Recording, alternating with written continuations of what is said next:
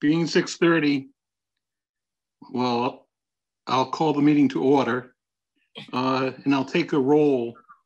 Renee? I'm here, Brad. Okay. It's hard for me to do a roll without seeing people. Jack? I'm here, sir. Thank you. Mary? I'm here. Mike? I am here. Okay, that sounds like we're all here. And also here is Town Manager Michael Units. We'll dispense with the Pledge of Allegiance unless all of you have a flag in your house. First order of business would be licenses and permits. We have a license that we had renewed previously for use during, I think it's probably going to be during the shutdown, and they've asked to have it rescheduled. And wouldn't you know, I printed the license, but not the new date. I know it's August something. They want the date changed to August 15th, Brad. August 15th, okay. I was trying to save paper and I didn't copy both pages, print both pages. Okay, so Chair will entertain a motion to change the license for the was it all alcohol license that's to be used at the Everett Leonard Park by Leanne, hard to see. Looks like Donna. Dorian. Okay, it's my printer needs more ink, I guess. And that will be on August 15th. So moved. Second. Okay. Discussion? Is it, if there's no discussion, this needs to be a roll call vote. Renee? Brad, discussion real quick. That's okay. Can we put this contingent upon no orders restricting gatherings in public or social distancing? Certainly. I believe that's the reason they're changing it anyways, but yes. So we could be proactive and make that a prerequisite now. So in that, with that stipulation, we'll take a roll call vote. Renee? Yes. Jack? Yes. Mary? Yes. Mike? Yep. And I also vote yes. Okay. Next order of business is announcements. Jack, do you want to take care of that? Yep, one second, let me scroll through here. Text them if you want me to read them. I got them. Norton Parks and Rec would like to make a Love One special day a little brighter in these times. For a $10 or greater donation to Norton's Cover of Kindness food pantry, they will have a DJ play Happy Birthday outside your house, along with the birthday boy or girl's favorite song. You can contact Sharon Rice at rices@nortonmaus.com to arrange for your visit. My daughter was a recipient of one of these birthday drive-bys last week, and I can tell you it was phenomenal. She had a blast. Guy does a really great job, and it's a really neat program that Sharon's putting together. There's an at-home virtual Happy belated birthday to your daughter. Oh, thank you, Brad. Appreciate that. A at-home virtual scavenger hunt will be taking place Sunday, May 3rd at 1 o'clock. Norton Parks and Rec will post a list of items to collect on its Facebook page. When all items have been collected, upload one photo with all the items on their Facebook page. Thanks to a generous donor, all who submit their photos by 5 o'clock on Monday, May 4th will be entered into a drawing for a $25 gift certificate to Altitude Trampoline Park in North Attleboro. Pretty neat item. I believe that's it. Okay, does anyone else have any announcements that they have? I'm also, Mr. Chairman. Okay, we'll move on then to new business and a update on the coronavirus. Mr. Chairman, I believe the health agent, Chris Honor, is on. Chris, today we did have an update from Chris, and there were 14 cases, I believe it was yesterday. So, you know, the numbers, we're still having tested and still having cases. So, you know, I just wanted to emphasize that everyone continue to practice the social distancing and wear masks when they're out in public. And Chris or Dawn are on, and they want to add to that.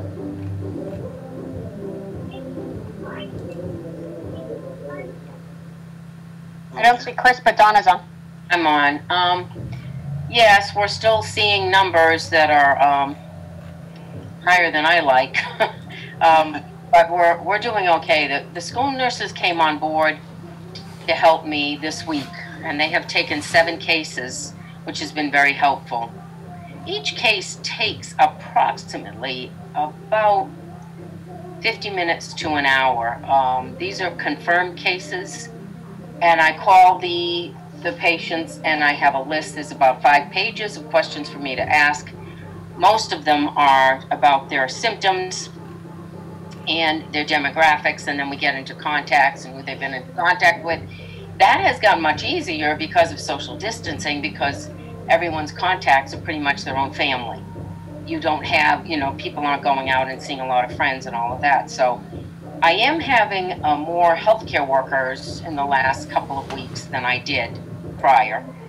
And we also have a number of group homes in Norton that are struggling with this. Once it seems to hit a group home, it hits every single patient in the group home.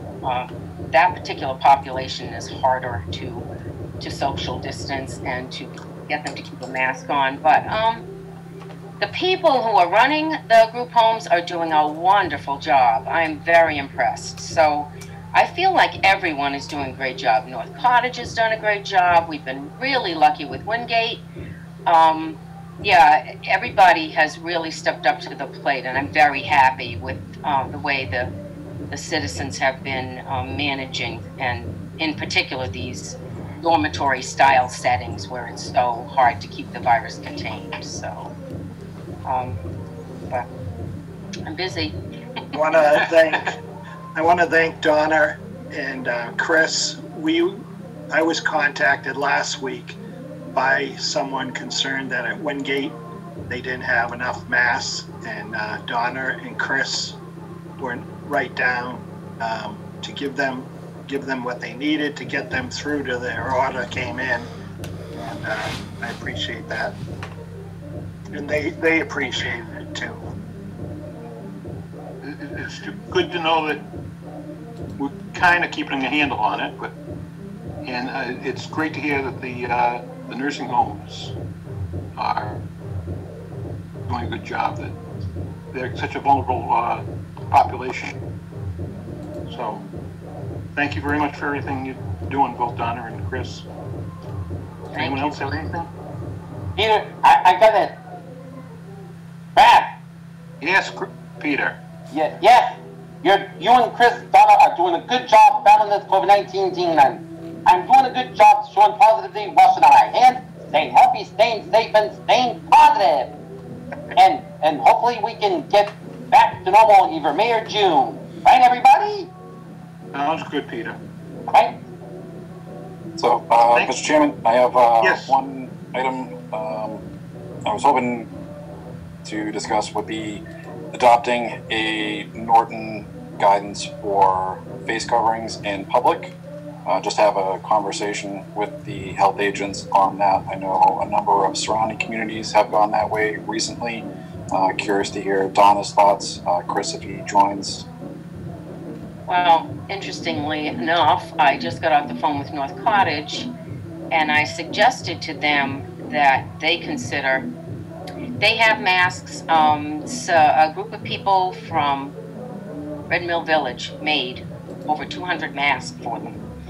And many of the guys wear them, but some of them don't.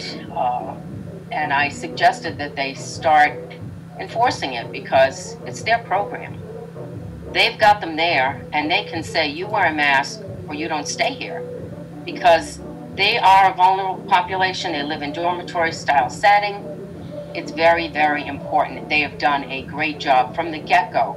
They called me over the second week in March to talk about what they could do. And they have done it from an administrative level. And most of the guys are very good about it. They have had, I think, 2 confirmed cases. And that's it.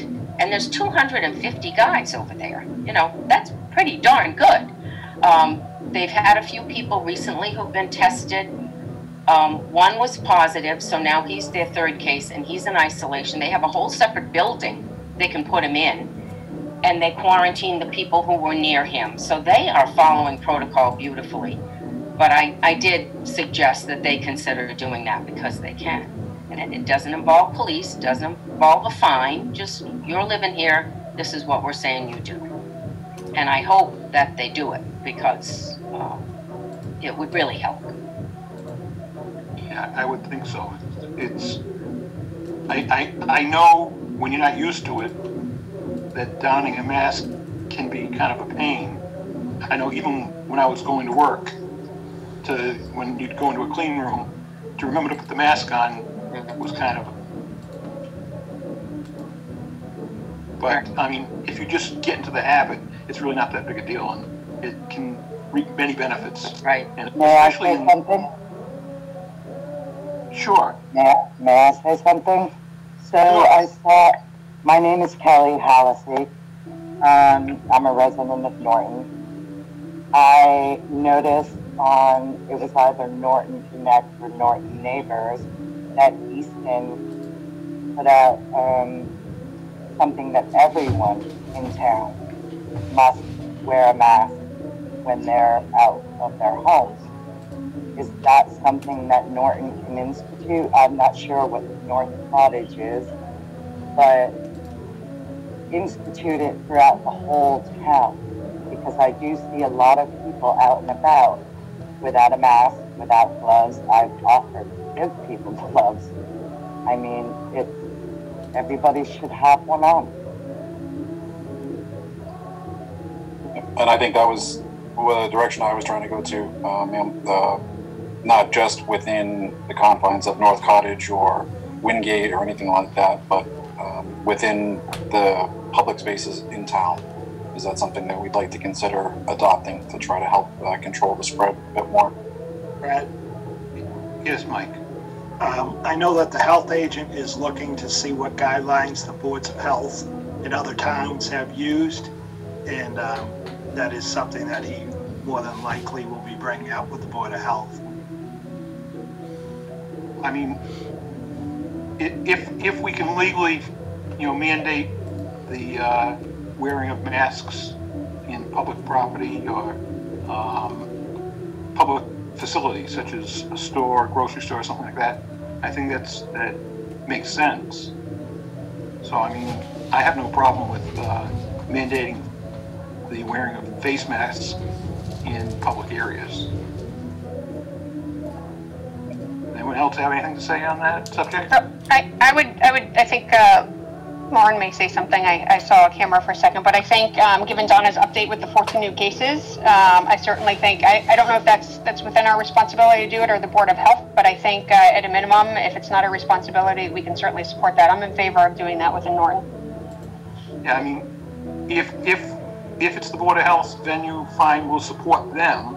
And if not, then I can't see why we shouldn't at least indicate we suggest it. I'm not sure exactly how much authority we have. Brad, Lauren has her hand up. I can't see it. I know, that's why I'm telling you. Okay, go for it, Lauren. Thank you. Thanks, everyone. Yeah, so the boards of health have been the ones that have been adopting those types of orders. Certainly, boards of selectmen have also been supporting such orders or providing a request for the same. So, I think this board can certainly, if it wanted to, take a vote in support of something of that nature, and then send that over to the Board of Health. Okay, thank you, Lauren. Chair, unless someone else has something to say, Chair would entertain a motion to recommend everyone wears masks when in public and ask the Board of Health to look into making it more binding. So moved. Second.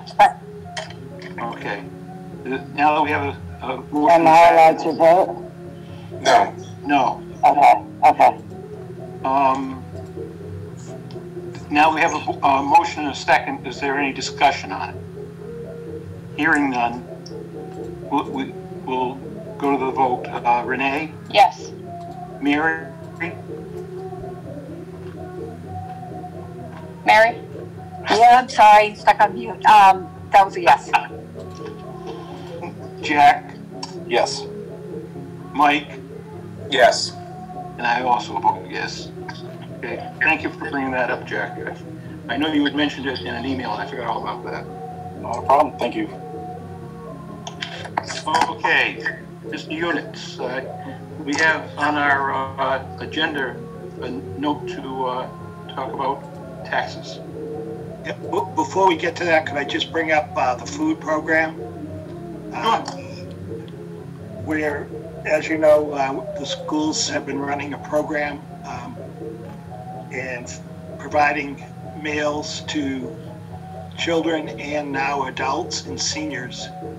And the program, the week of the 13th, the cost was $6,980. The week ending the 20th, there was a big increase, and it's up to $20,126. And I was just wondering if the board might want to look at, with the school, a couple of members of the school committee, a couple of members of the Board of Selectmen, and a couple of members of the Finance Committee, and maybe the Director of the Council on Aging meet on this program, you know, to see what parameters there are. I know we don't want to deny food to people that really need food, but the numbers are really increasing. And the students, the schools will receive some reimbursement from the Department of Education on that. And for the adults, FEMA will provide up to 75% reimbursement, we hope, eventually. But it is an expense that we're taking on right now, you know, with taxpayers' money. And I just didn't know if there maybe should be some discussion. I don't know whether we can limit it to Norton residents. I know the school children, they cannot do that, but with the adults, if there was some way to run it through the Council on Aging, that people obtain a voucher, something, so that we make sure, at least if we're going to provide meals to people that don't live in Norton, at least we can track that, so we do go for reimbursement, we can let them know we're feeding people outside of the town. Also. So I was just going to ask, if we're looking to put something together, I'd certainly volunteer to help. I would help too. I think we should have some sort of plan, and I do think there should be some sort of checking in as far as, you know, I think we need to limit to Norton people. I love the program, but I think there has to be some accountability for it. Yeah, I agree with you, Mary. Are there guidelines, one way or the other? Like legally what we can ask, asking for ID? I know that Joe's on. I don't know if he has any insight into this through what they've been doing thus far. Lauren? I'm sorry. What was the question? We were just talking, Lauren, about if there are any guidelines in respect to providing food, specifically to adults, to asking for an ID or some sort of proof of residence, or if the programs aren't town specific and we should be offering it to anybody who shows up. That's interesting. I think most communities that have been providing food have been doing it through the school system. So they've been providing free meals or free days of meals through the school system to people in need. They haven't been requiring individuals to kind of show any documentation. But you know, if you guys are talking about doing food bank services basically for adults, or that's something certainly we could think about. I think ultimately not asking is much easier, and thinking that people probably wouldn't be coming forward unless they needed the food anyway. And so just keeping track of the numbers would likely be reimbursable, at least my expectation. And I think, Joe, if you could talk to that, I think you guys are doing that now with the services being provided. Yeah, so thank you for allowing me to respond. So this is one of those catch-22 situations where, when we closed schools on the 13th, on the 16th, the following Monday, we were providing food to our students. And then, as you know, in talking to our weekly meetings with Mike and everyone that's a department head in the town, we started to see issues around seniors and a concern, if you will, about feeding seniors and other families. I've continuously have noted this in public meetings that our statistics are very much like a city when it comes to unemployment right now. In terms of our numbers are lower because we're so much smaller as a community, but our percentages are higher. Today, we had 24% of the Commonwealth is unemployed, according to the latest statistics, and those numbers are very true in the Norton area. We have not done anything except recognized children, because children do not have to be Norton residents. However, with the adults, we have continuously publicized that it's Norton, but we do not ask as folks come in. Today's numbers, as an example, we started to try, last week we had 3,306 meals provided, and that's because we fed pickup for breakfast and lunch for Friday, Saturday, and Sunday. So that's over 500 people that came through to pick up. Today's numbers, I'm just on my phone here, was 512 meals. And the reason for that is we communicated with our seniors that they could pick up their Thursday, Friday, Saturday, Sunday meal today in order to bring down the numbers for tomorrow for the 3-day pickup. And we had what we are calling senior/residents 302 out of the 512 meals. So coming up with, I did take a poll of local communities that are serving adults as well. Some are, some aren't. Some have pantries that are available 5 days a week. Some have pantries that are not available 5 days a week. And I can't speak for ours, but I think ours is not weekly. And so I think that's one of the reasons why our numbers are also a little higher. You could institute if you will, resident requirement, if that's the choice of the selectmen or the powers that be. The question that I would have is who's handling that part of the process? We would need volunteers of some sort or someone that would just be handling the idea of checking in folks. I think over time what would happen is if there were people coming that weren't residents, you'd probably see some type of a significant change in numbers. The only students that we basically see that we typically would feed would be Norton residents and potentially non, because we can't ask about children. But what we see would be, one, children that are not registered with the public schools, children that are not registered at all because they're not of age, or students that are actually residents of the town but attend another school, Southeastern, Bristol Aggie, the charter school, private school, whatever it may be. So if the wishes of the board was to go down the route to implement a resident check for adults, then we would probably need some support, because that's not we wouldn't want a increased charge, if you will, for lack of a better word, by having to pay another employee through Chartwells to be doing a check, if you will.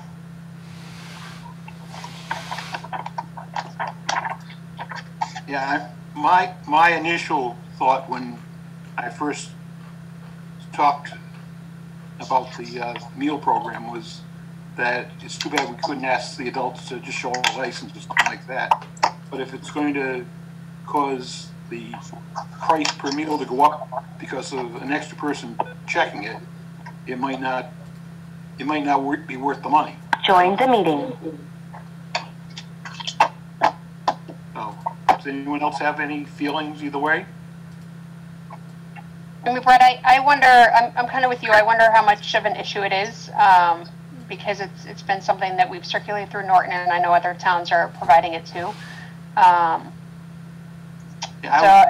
don't know if there's a return on investment there to do that, or if it's a couple of things. It's going to slow up the lines. It's to Dr. Bayetta's point, you're going to need more people.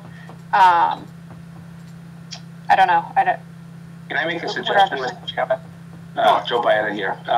Mr. Chairman, my suggestion would be if you would allow us the opportunity, what we would do is communicate with everyone that's coming in that our program is a Norton resident program. And maybe that communication could offset the idea or the perception that in fact we're feeding folks from outside of town. I don't know everybody in the town of Norton, but I do know that area communities that are larger than us have, if you will, more diversified forms of opportunities for food services than we do.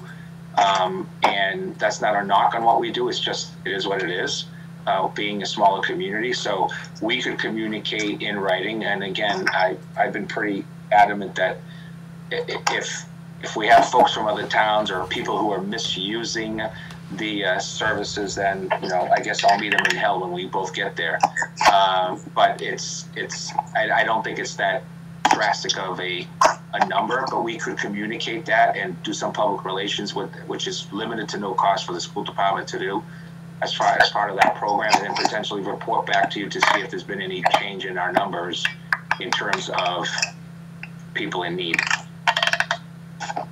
Personally, I feel at least that's a step in the right direction. And like I said, I don't know if the investment would be worth the savings. And may I say something? In 1 second, could. Sure. I lost my train of thought. If we, to be very honest, if somebody really needs it, I don't really care where they come from. But I do want to mention the fact that I had checked into, how the financing and stuff was going, and I just wanted to mention while we're on this subject that anyone in town can send money to help feed people who are in need and help offset the cost of adult meals. And I assume they could send it to Mr. Wells at the superintendent's office, but mark on the bottom of the check, maybe that's the Norton school system, and right on the bottom of the check that it's for the for the COVID-19 meal program, something to that effect. Okay, now who wanted to say something? I wanted to say something. First off, I wanted to ask, is there because we're money? doing it, excuse me, while we're doing it like this and you don't have a picture, can you just say every time identify yourself, the person who's trying to take minutes, if Sure, they want to. Sure. My name's Kelly Hallisey. Is there money in the budget for this within the school system or within the town? Or is the town going to hurt financially from that? We're going to have to find the money someplace. It was never dedicated. I mean, we always have a little bit of money left over in different accounts. I would assume we're going to have to make a transfer at some point to pay for this bill. So right, and the schools are not being operated right now, so that should cut down on electricity and if you pay water there. Or right, we could ask for donations. I'd be willing to donate. That's why I just said that you can make donations, sending the check, I assume, to the superintendent's office, and make the check out to you make the check out to the Norton School Department. On the bottom of the check, on the memo, you would indicate that it was for the coronavirus food fund. Okay, well, I don't think never mind, but I don't think people really know that much about the Cupboard of Kindness either, do they?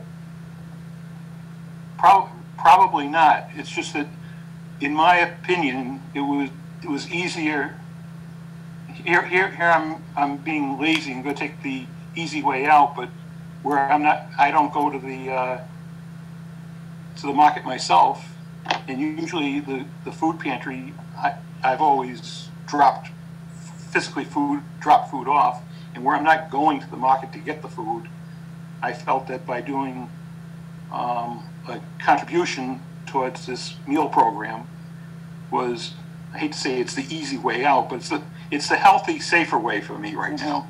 Mm-hmm.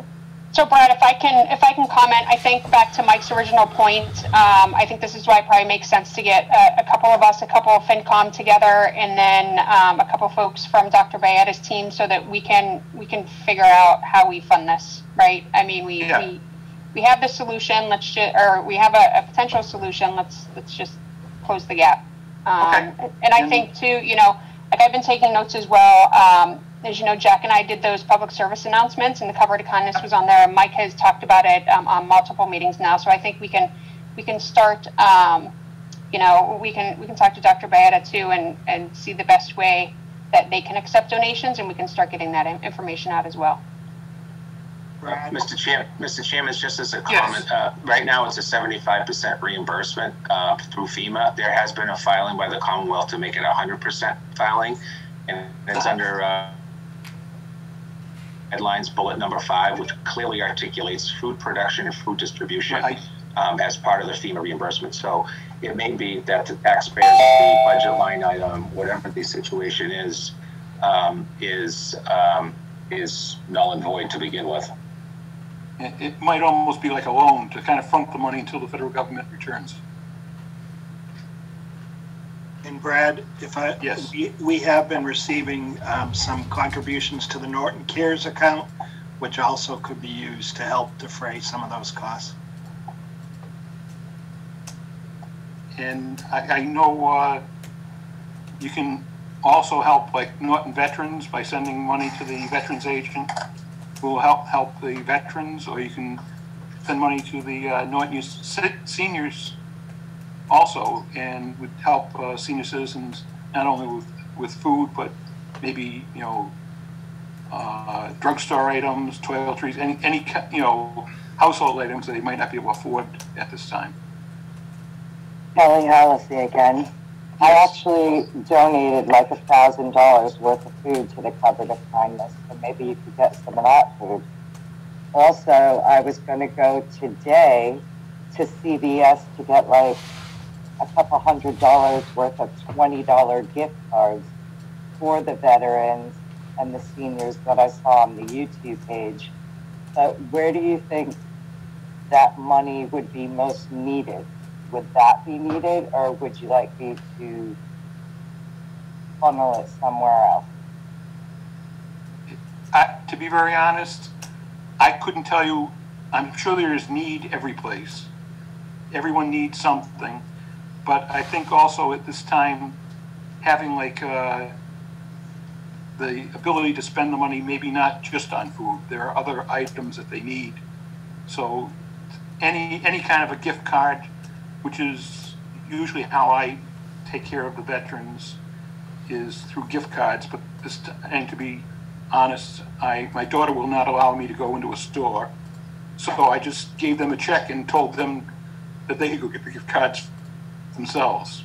But no, either like I said, through the school, the meal program, the senior center, or the Veterans Agent, all know needy people out there and would be more than happy to accept your people's donations to help people in need at this time. Okay? Thank you very much. Thank you for your contribution. You're quite welcome. Hey, Brad, if I may. Yes. I'm receiving my paycheck, so I'll give where I can. Thank you. Okay, Renee?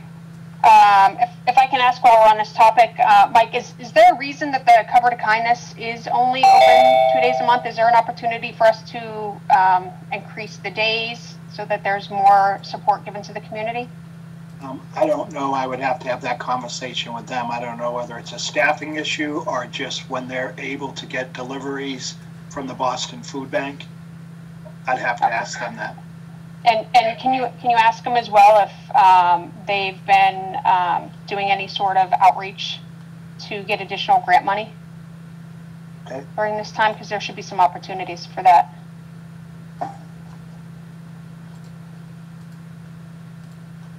And guys, this is Jack. I also think it would be helpful, just because they're open a limited number of days during the month, if they did some sort of, I don't know, you leverage the Norton alert system to say on such and such a day, Cover of Kindness will be open from 10 to 2 to try to get more people to go down in there. Just make sure that people are aware of when they can actually go do it, since it is irregular hours. Very good. Does anyone else wish to speak? I do. Yes.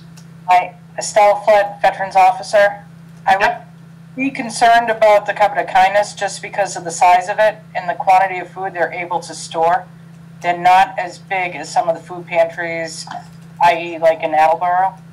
So I think that, if you put an alert out for the entire town from 10 to 2, they could probably be wiped out pretty quick. Just my thought based on the size and the number of folks that they currently take care of. Right. I wouldn't want to do it without finding out from them what kind of inventory they can handle and how many people they feel they could service. So I think before we advertise it too much, we should get their input.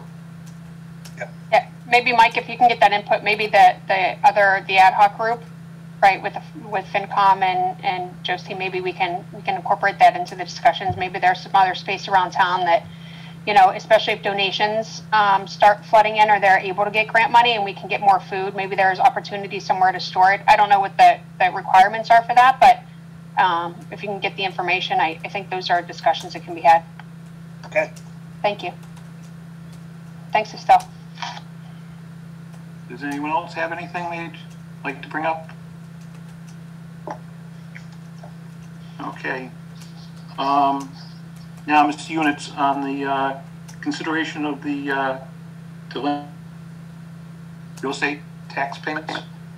Yeah, under the legislation, that was passed this year because of the state of emergency, we're asking that the selectmen vote to extend the deadline for real estate and personal property tax until June 1st.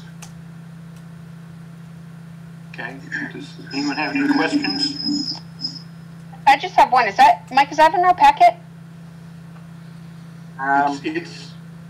It's on my copy of the agenda. It's under 1A. Okay. Is there any documentation that we're looking at within the packet? No. I don't know. Okay. No, it's just he's just asking to give them an extra month to pay the real estate taxes. So if there's no discussion, Chair would entertain a motion to approve the extension of the due date for real estate and personal property taxes until June 1st of 2020. So moved.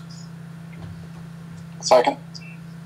Okay. Is there any further discussion? Hearing none. Renee? Yes, Renee. Just one question, Brad. Mike, you may have talked to this last meeting, but in respect to the money that we have currently, we won't initially see any shortfall from extending the date? No. Right now, the treasurer says that she has actually collected 89 to 90% of excise and real estate taxes. A lot of the real estate taxes are paid to companies that handle escrow for the banks. People pay it, so we get the money from that. Okay, thank you. Yep. Okay, if there's no further questions, we'll take a vote. Renee, you're on my screen, so you can go. Yes. I have to go through my mind and visualize everybody on the line. Mary, Yes. Jack, Yes. and Mike, Yes. and I also vote yes. It's funny on my screen. Everybody except for Mary is in one block. It's kind of like the Brady Bunch with Laura in the middle of myself and Jack. No, you've got a better screen than I do. But I did get a bigger screen today than I had the other day. My grandchildren came through for me. Oh, good. I'm getting their hand-me-downs. Okay. This item is a discussion on town election date. Mr. Units. Yeah, I know that the town clerk is on. I was talking with the town clerk today about some of the provisions she's been taking in order to be able to have a safe election. And Lucia, you want to talk about that? Yes, good evening. Can you hear me? Because I'm having some issues on my computer. Can you hear me? I can hear you now. I can hear you now. Okay, thank you. We can't see you though, Lucia. I know the video was giving me a exclamation point and says enable camera access for Zoom under security and privacy and system preferences. So it's not, I don't know what's going on.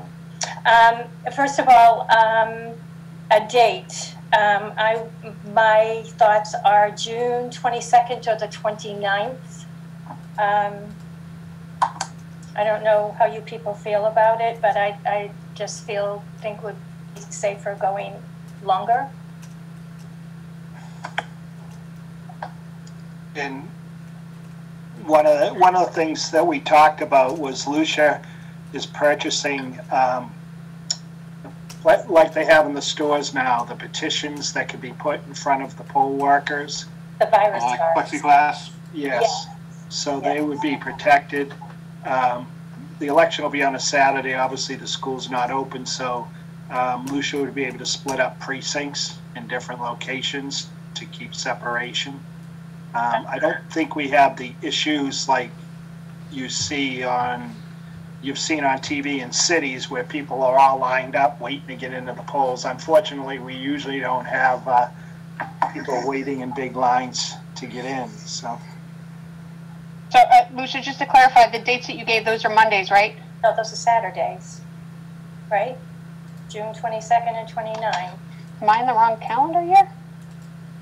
God, I checked it before I came on. You meant June 20th and 27th, I think. Oh, sorry. Thank you, Michael. Those I show as Saturdays. Oh, dear. Sorry about that. Also, yes, I did get the virus cards. I've ordered those. I'm splitting. I've spoke to Wade Lazat, and the school is always accommodating. Thank you very much. And Joe, my sincerest sympathies about Wade. Wayne. That's pretty gut-wrenching, and my sympathies to all of you at the school.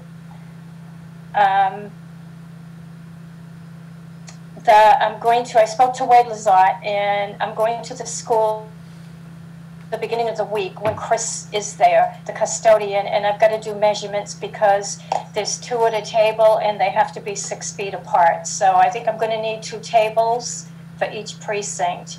I'm going to put 1 and 2 in the cafeteria.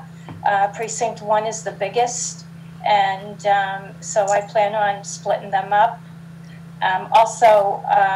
You talked about earlier on the face masks. I would like those, if possible, to be required for the voters when they come in. And Mike, just to clarify, we spoke yesterday, and Chris isn't on tonight, but you made comment that he said they have the sanitizer that cruise ships use. I'm actually on. I apologize. I came in late. You stuck in. You have the sanitizers that I bet you covered for sanitizer. Awesome. Thank you. Yep. Do you think there's a need to have a portable thermometer to take temperatures? That's 2 months from now. Who knows what's going to happen? We don't know, but I am working on acquiring those as well. Okay. All right. And also, I I'd like your opinions about cutting the polling hours down, to see what you think about that. Board of Selectmen. What's your recommendation, Lucia? I recommend that we do cut them down. Just so you'll know, the absentee ballot voting and the early voting ballots, it gives you a good idea on how your turnout's going to be, as far as how many come to the polls. Since the ballots, the absentee ballots came in just over a month ago, my office has sent out 201 and we've only received back 68.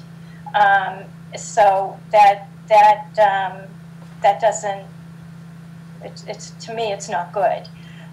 Tomorrow, once we set a date, I'm going to put out an emergency alert again, and I'm going to ring the phones to encourage people to do the early voting. I don't know what else to say. I mean, I don't know what the turnout's going to be, but I think it's worth cutting the hours down.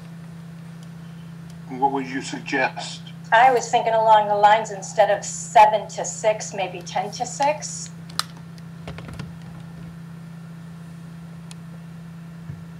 Kelly Halsey, I have a suggestion. Well, let me see if anyone on the Board of Selectmen has first bite at this. Oh, okay, go for it. Okay, thank you. And Brett, I think I'm open to cutting the hours down. I think 10 to 6 seems a bit, if anyone has to work during the day, if they work a 9 to 6 shift, they could be out of luck in voting. I don't know what the right answer is, but I definitely hear your concern. How about earlier, shift the whole thing earlier? Like either 7 or 8 to 5 or something like that. Does that make more sense to people or no? I think 7 to 5 works better. It's a 10-hour block, so if you're working an 8-hour shift, that should give you a little bit of buffer on either end. Okay. They also have, which is fine. Anything is fine by me. I'll go by what you guys say. But they also have the opportunity to early vote. So it's all out there for their convenience, whichever is the best for them. But I don't have a problem with 7 to 5. Lauren has her hand up. Yeah, go Lauren. Thank you. Sorry to interrupt, but I do just want to emphasize what Lucia was saying about early voting and absentees. I think it's important to understand that the state is really trying to make it easy for people to vote by absentee or by early voting to both protect voters but also to protect town clerk staff and election workers. Normally there's a limit on who can vote by absentee ballot, and that includes people who are going to be out of town on the day of the election, who have a religious reason they can't go to the polls or are physically prevented from going to the polls due to a disability. And the legislature has said that if you have fear of getting COVID or transmitting it to someone else, that's the same as a disability for purposes of absentee voting. In addition, this early voting by mail it's basically reason-free absentee voting. The important thing to know about all of this is that is available upon request. Any registered voter can have access to an absentee or early voting ballot under those conditions that I just indicated. And to make it even easier, the Secretary's office has suggested and is comfortable with the concept of people taking a picture of their application with their signature on it and emailing it to the clerk. So that's another way to make it easier for voters to vote in the upcoming election without having to come to town hall or to the polling places. Lauren, has there been any discussion in Massachusetts about removing that by request option? Like I know some other states have looked at that. If I may, Mr. Chairman, yes, there has been discussion. There is no mechanism right now for that in Massachusetts law, and in order to do that, you have to have a process whereby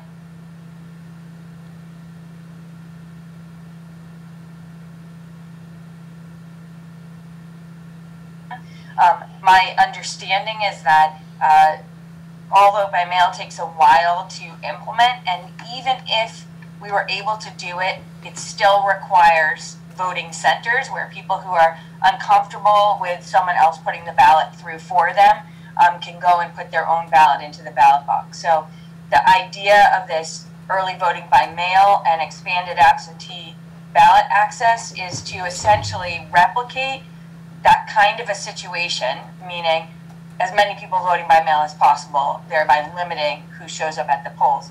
While the town can't mail a ballot to everyone, they can make absentee ballot or early voting ballot applications available to everyone, posting on the website, sending out in any kind of newsletter that you might normally have, like the COA or the schools or anybody else. And also, in some towns, they're even considering mailing applications out to the household of every voter. I believe that the town can use its reduced, batch mail, Bulk mail here. Whatever it's called, bulk mail for that purpose.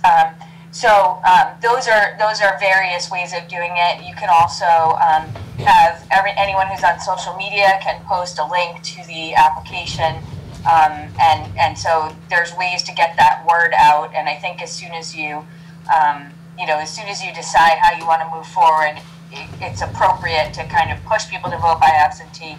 Really, even if or early voting, even if that final date hasn't been decided and the warrant hasn't been posted, you still have the ability to vote by absentee and get that done now. And those ballots will count when the election happens. Will be counted when the election happens. Okay, thank you. Brad, may I ask another question? Certainly. Lauren, do we have the ability to designate certain hours as hours specifically for those folks who may be in an at-risk population? That's a good question, and unfortunately the answer is no. There's no way to limit who has access to the polls. In addition, in terms of face coverings, I know that was something you were talking about before. Face coverings can be requested for voters who are going to vote at town hall, so we can request that people wear them. But if your name is on the voting list, then you get to vote. So one of the concepts that people have come up with is creating a area, and I'm like pointing to the timeout area, the naughty chair. So people who won't comply, rather than saying they can't vote, we say you can vote by absentee ballot over there in the corner, so that we're keeping people safe. But they do have to be able to vote. So I think it's important to share what preparations are going to be done for the election. And, I know Mike was saying you guys don't usually have a big line of people who are wanting to vote, but I think in anticipation of that kind of thing, in addition to your screens and your extra pens and all of that, you may want to take some masking tape and put it out on the floor at every poll where the 6 feet is, where you want people to stand. You want to set up your different places to mark ballots at least 6 feet apart from each other, and you may have a limit on how many people come into the polling place at the same time, so you might still want it to be 10 people, and if that's the case, you may want to also go outside and put those masking tape lines on the ground out there as well, 6 feet apart. So that's something that I think you'll be able to predict based on the number of absentee and early voting ballots that are ultimately filed as to what kind of turnout you might have on election day. Brad? Yes, Mike. We also, Lucia and I also talked about doing an alert to people to let them know that they can get the absentee ballots now, so more people will take advantage of that. That's what I was going to ask. I have put, excuse me, I'm sorry. I have put alerts out. I've put a couple of alerts out there, and basically just the emails and the Facebook. And like I said earlier, as soon as we have a date, I'm going to let the phones ring, put it on the alert to ring the phones and have the phone call. Okay, and possibly if we could maybe write something up that explains the process, like if I wanted to get a absentee ballot, how do I go about it? And maybe have cable broadcast that. Oh, awesome. Yeah, we'll do. Anyone else have any questions? Sounds like Renee and I have some more PSAs to do. I was just writing it down. No, all you have to do is come down to my driveway. You can stand in the driveway and from a distance explain it to me. Perfect. Well, maybe the Peter channel could do it.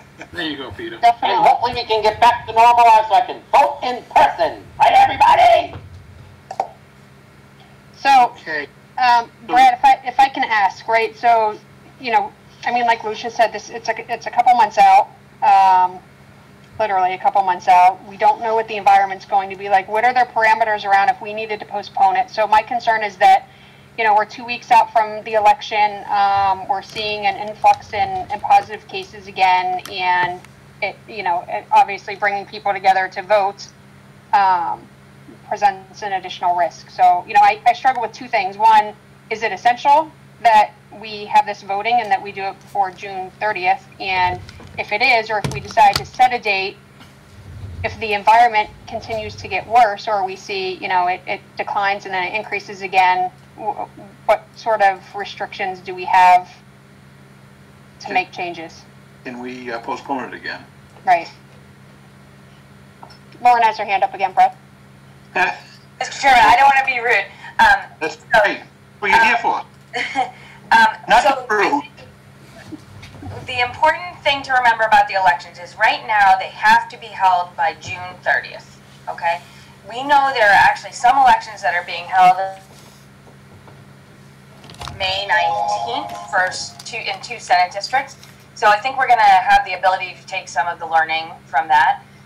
But the legislation that allows you to postpone says you have to do it prior to the date of the election. And basically the idea is we don't want a Wisconsin type event happening right at the last minute.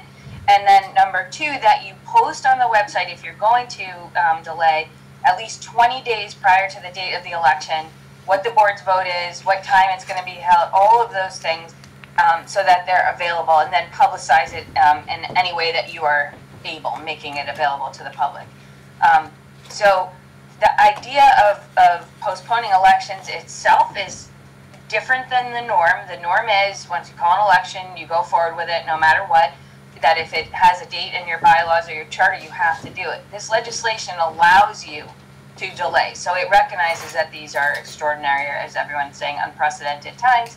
And so the question really of when it's safe is what you can be using to guide yourselves on this. And understanding that if you set the date, if you don't set a date, if you say we want to wait and see, then that you have to make a decision by June 10th because you need to hold the election by June 30th. In theory, and this is to what Renee, what you're saying is, if things get really bad quickly, it may be that the governor's orders or new special act comes out extending the date. I know some towns just don't want to have an election right now, and they refuse, and they're going to ask for special legislation to have it extended, or go to court, and that's where they're at with this. They just don't think they can pull it off, you know, even with social distancing. For others, they are planning on doing it, and they do not want to put it off. So I think part of this is just a local decision about what the board feels comfortable with, and then being able to come up with a preparation plan, and I mean that, a plan as how to prepare to keep workers safe in town hall if we're going to do the election, because there's always kind of an intense time period before every election, and how we're going to keep voters and workers safe at the polling places. And I do think you'd want to consult with the health agent, get the health agent involved, and I see the police chief on with the police chief to have a discussion about that. You know, do you just need police officers inside the polling place like normal, or do you think you're going to need two, one inside and one outside in case there's a line to help deal with that? Does it have to be a police officer outside? Could it be someone else, you know, just trying to be a greeter essentially who helps with that? But these are all the kinds of considerations that you're supposed to be balancing and weighing and making these decisions.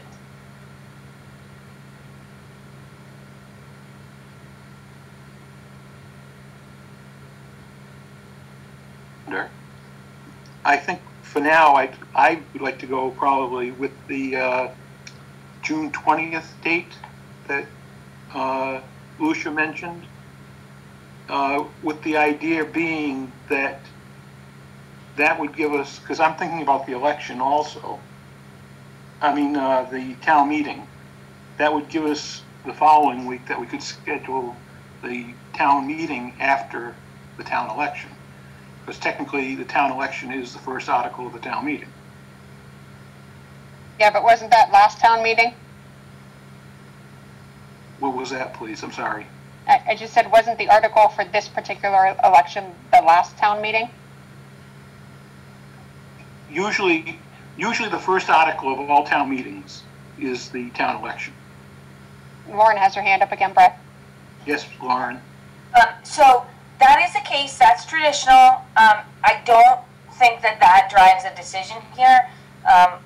We have seen many towns that have Article 1 being their town election. They've literally written right on the posted warrant, delayed pursuant to Chapter 45 of the Acts of 2020, more information to follow, or something like that. So that's a decision for you guys, but it's not a deciding factor. That's part of the discussion, but it's not legally required that Article 1 take that form, or that even if you're more comfortable with Article 1 being there, that we can't indicate on there that may happen later, or however you might want to deal with the time. Okay, but part of my reasoning is the fact that on the ballot for the town election, we are going to have a new moderator for this town, supposedly for this town meeting. So, because the current moderator is not running. So it's going to be one of two, well, unless we have a major write-in, which has happened in the past, but unless there's a major write-in, there will be a different town moderator. And so I don't want to dump this meeting on Mr. Gouvier, who's exiting the position. So I just felt that having the election before the town meeting would make sense, because then we'd have the current town manager, town moderator in his office.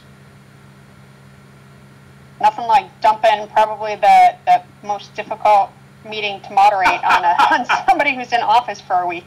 That's right. I tell you. Yeah. I mean, I'm open to anything. It's just I'm kind of trying to keep the two things in mind that way. The fact, do we want to have them go town election, then town meeting for that reason? Or, I mean, as far as the future for the COVID-19, my crystal ball is hazy. I can't see. So that way I really can't pick it. I mean, personally, for the election, I'm going to look towards the mail-in ballots, because who knows? I might want to be an absentee town meeting member too, but regardless, it's right now it's kind of hazy what to expect. So I mean, that's just my point of view, to go like the 20th and then having the town meeting have the following week available to it. But okay, I have my piece now. It's up to the rest of you. Yeah, Brett, I think that's prudent. I think it's a good idea, and I'm with you on the 20th and 27th. Well, actually, I don't think town meeting will be the 27th. I'm not sure what date we were going to do the 27th, but it'd be on the following week someplace. I'm not sure which night. I'm sorry, the 27th was when we discussed the other date for the election. Yeah, having the election on the 20th, excuse me. Yes. Anyone else want to tell me that I'm wrong? Any other discussion?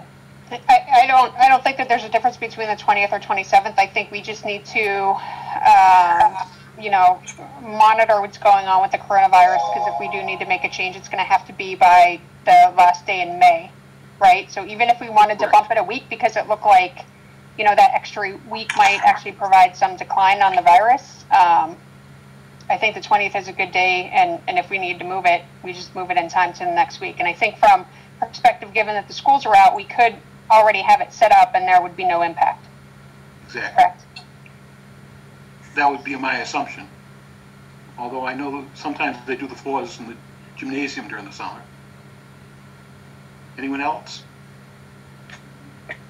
And then, Brad, if I may ask too, Chris, I know that we didn't, you know, Lucia talked about sanitizers and face masks for those folks. You know, I would expect that whoever is working it would have some additional protection and gloves and maybe hygiene stations where, you know, there is a little more availability for them to make sure that they wash their hands more frequently.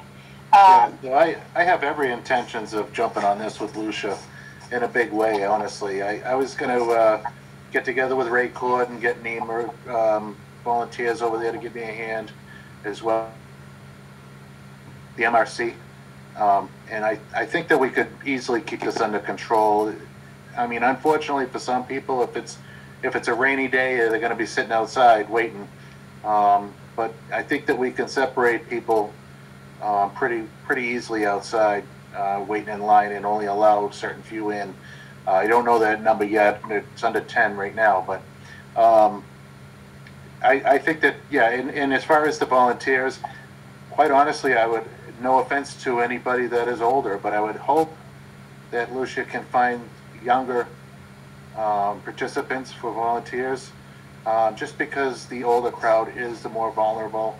I know that everybody could get this virus, and there have been younger people that have been hit hard, but for the most part, it has been the older people that have hit the hardest.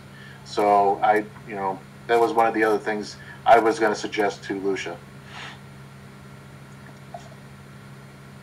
And I think that's a great idea. Can I step in, please?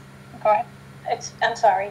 I have the younger ones I would love, and in the past I've really tried. I mean, maybe with them all out of school now, they could come in and help out. I have right now, of my poll workers, I have 15 who are very excited to work. They really want to work. And some of them have part-time jobs, which they've been laid off. So, but I'm really surprised because I have a lot that are willing. But younger ones, yes, Chris, I totally understand. And Joe, are you still on?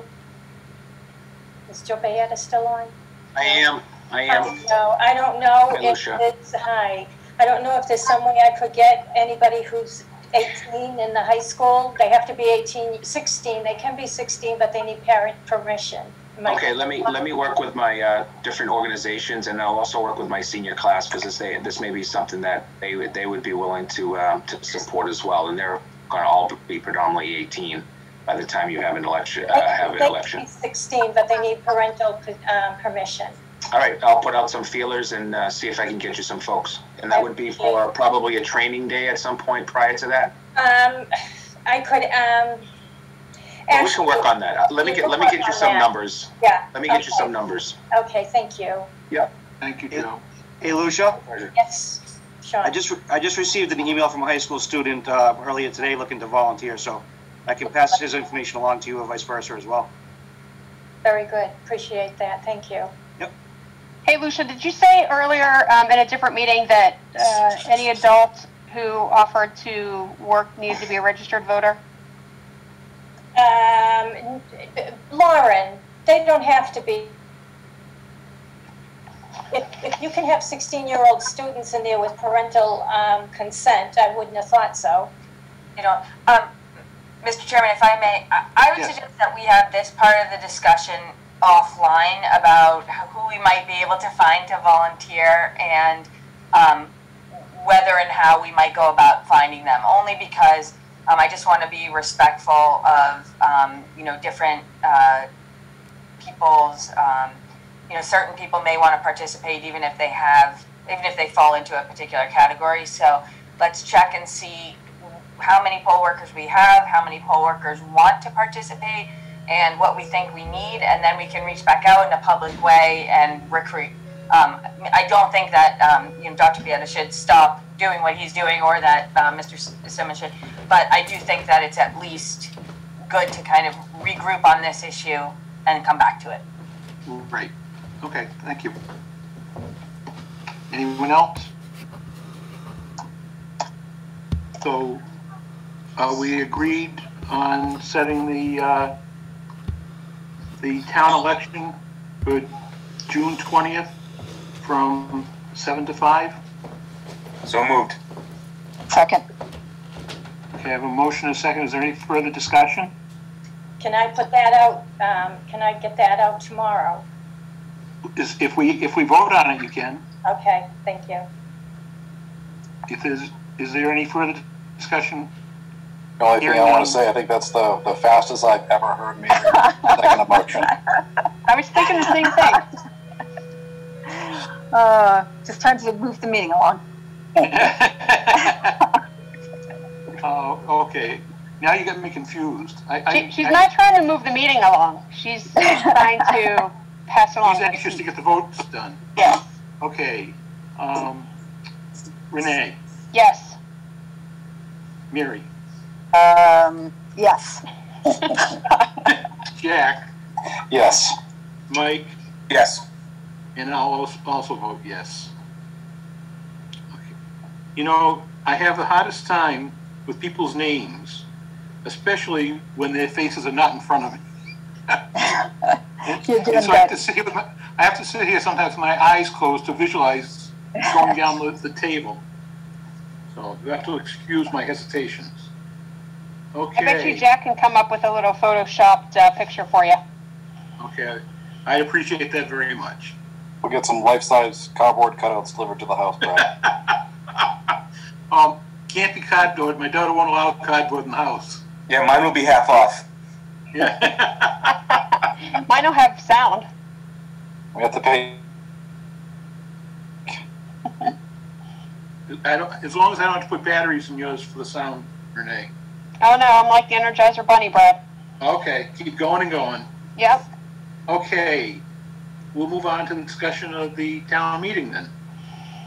Does anyone have a preference on setting the town meeting date? I know we were considering, I thought, possibly a different date than a Monday for some reason at one point. And I can't remember, but I can't remember why. Mike's going to tell me right now. Chairman, it's me. It's That's me. right. Lauren had said that a lot of people that's yes. town meetings, and a Thursday would be a better date. Hopefully, if we schedule. Lauren, one question. Can I ask Brad? I'm sorry. Go for it. So Lauren, you're controlling the electronic things, yeah. So if we were to reschedule the town meeting for June 25th, are we still dependent on the governor lifting, obviously, the restriction on number of people at an assembly? Yeah, Mr. Chairman, through you. That's a really good question.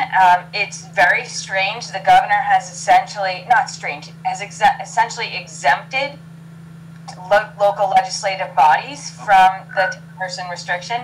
But knowing that that's the restriction, what you would want to be doing, and I know that you already have been thinking about this, is how do you hold that meeting with however many people are going to show up in a way that is safe and appropriate under the circumstances. So that's all logistics. The other question that you didn't ask, but that just for completeness, is that what if for some reason you decided there wasn't a way we could do the town meeting, even though we managed to do the election, because with the election we were able to social distance more. There is no requirement that the town wait for the governor to extend anything at that point, and the moderator, after consulting with the board, public safety, and Board of Health, could make a decision to recess and delay at that point. So that is within the town's control. Okay. Brad? Yes, Mike. So my hope would be that if we can schedule a town meeting on June 25th, that we strictly deal with financial matters.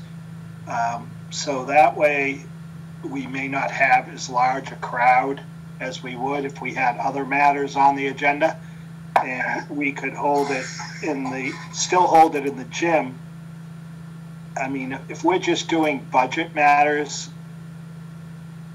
meetings before when I had 60 people show up, I would think we'd have enough room in the gym to have people spread out to address the financial issues. And also, Joe Baeta, the superintendent, and I were talking, you know, if we can come up with a budget in advance that the selectmen and the finance committee and the school committee all agree on, that might also lessen the number of people that would show up. And it's important that we have a budget by July 1. We can do the 112 budget, but that is just going to be a nightmare. And, you know, hopefully we won't have to do the 112 budget.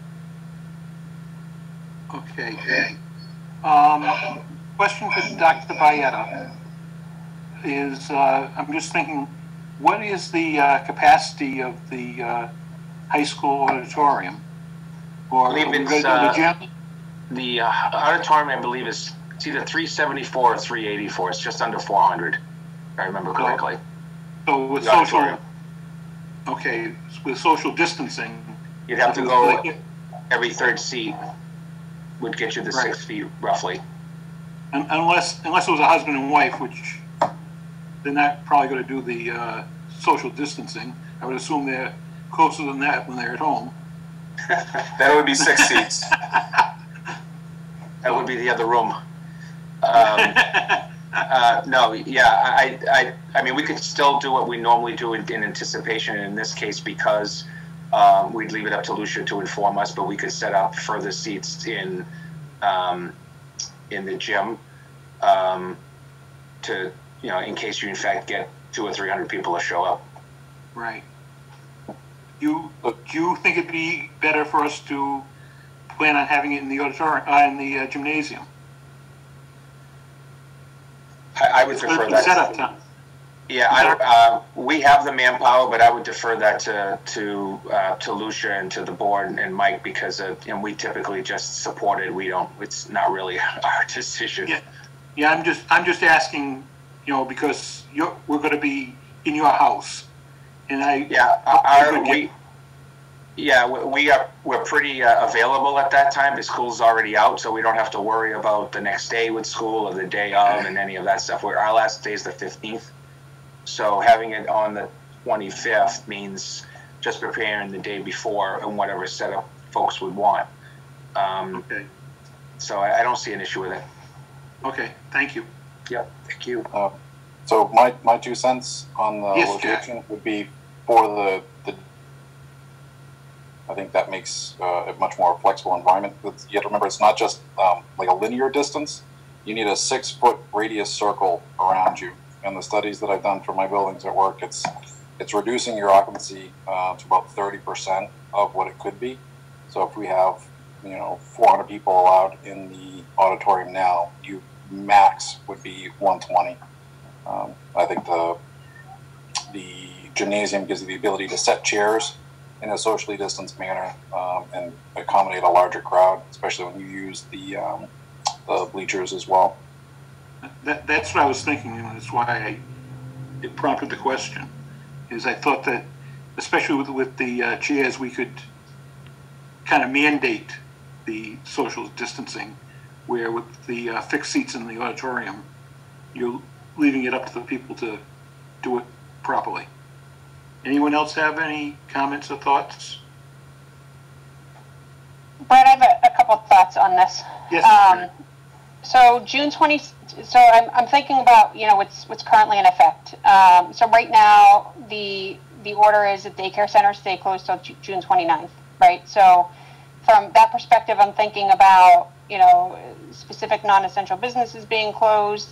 My concern is that we set a date, and I know certainly the moderator can move that date, but I want to make sure that we're thinking about this the right way. Like I have to tell you, I'm not sure right now that I'm comfortable with the June 20th date. I think really what I'd like to see is, you know, on May 18th, I believe the governor said that they're going to come out with a report that really looks at the data and what they believe the timeline is going to be to kind of get back to a norm, you know, when a stay-at-home advisory isn't in place and things like that.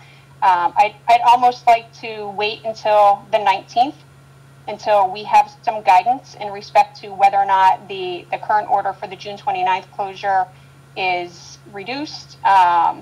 If, you know, certainly kind of back to Lauren's point, we may be exempt from the 10-person gathering, but seems to me a bit ironic that, you know, there would be an advisory in place that says, you know, no more than 10 people gathering, and we're bringing people into a building to have a town meeting, right? I understand the importance of the budget, and I understand that if we went with the 1/12th budget, that it's going to be by far more difficult, but I think right now we need to plan and be ready to go to a 1/12th budget, and if, you know, the environment shows differently and we can have a town meeting, like I think in parallel to that, we have to plan for the town meeting as well. I do think that we're going to have to use multiple rooms. So if we do the high school, that it's probably a gym auditorium. I think we should consider as well. I know that we've always had a section of non-residents in there. We need to consider whether or not, I don't know if it's required that they be in the building, or if there's a way to broadcast, kind of to Jason's point earlier, on FM and those folks stay outside.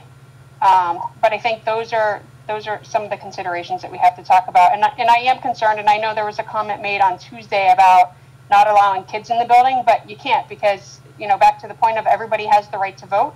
So if you have nowhere to have your kids, or you have nobody to watch them, and you want, you know, if you're a single parent or two parents to go in and vote, we have to make sure there's accommodations for that.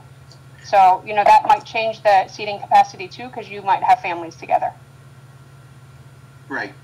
I understand, and I completely agree. I mean, I think we're premature to set the date for a gathering of people of any type this early.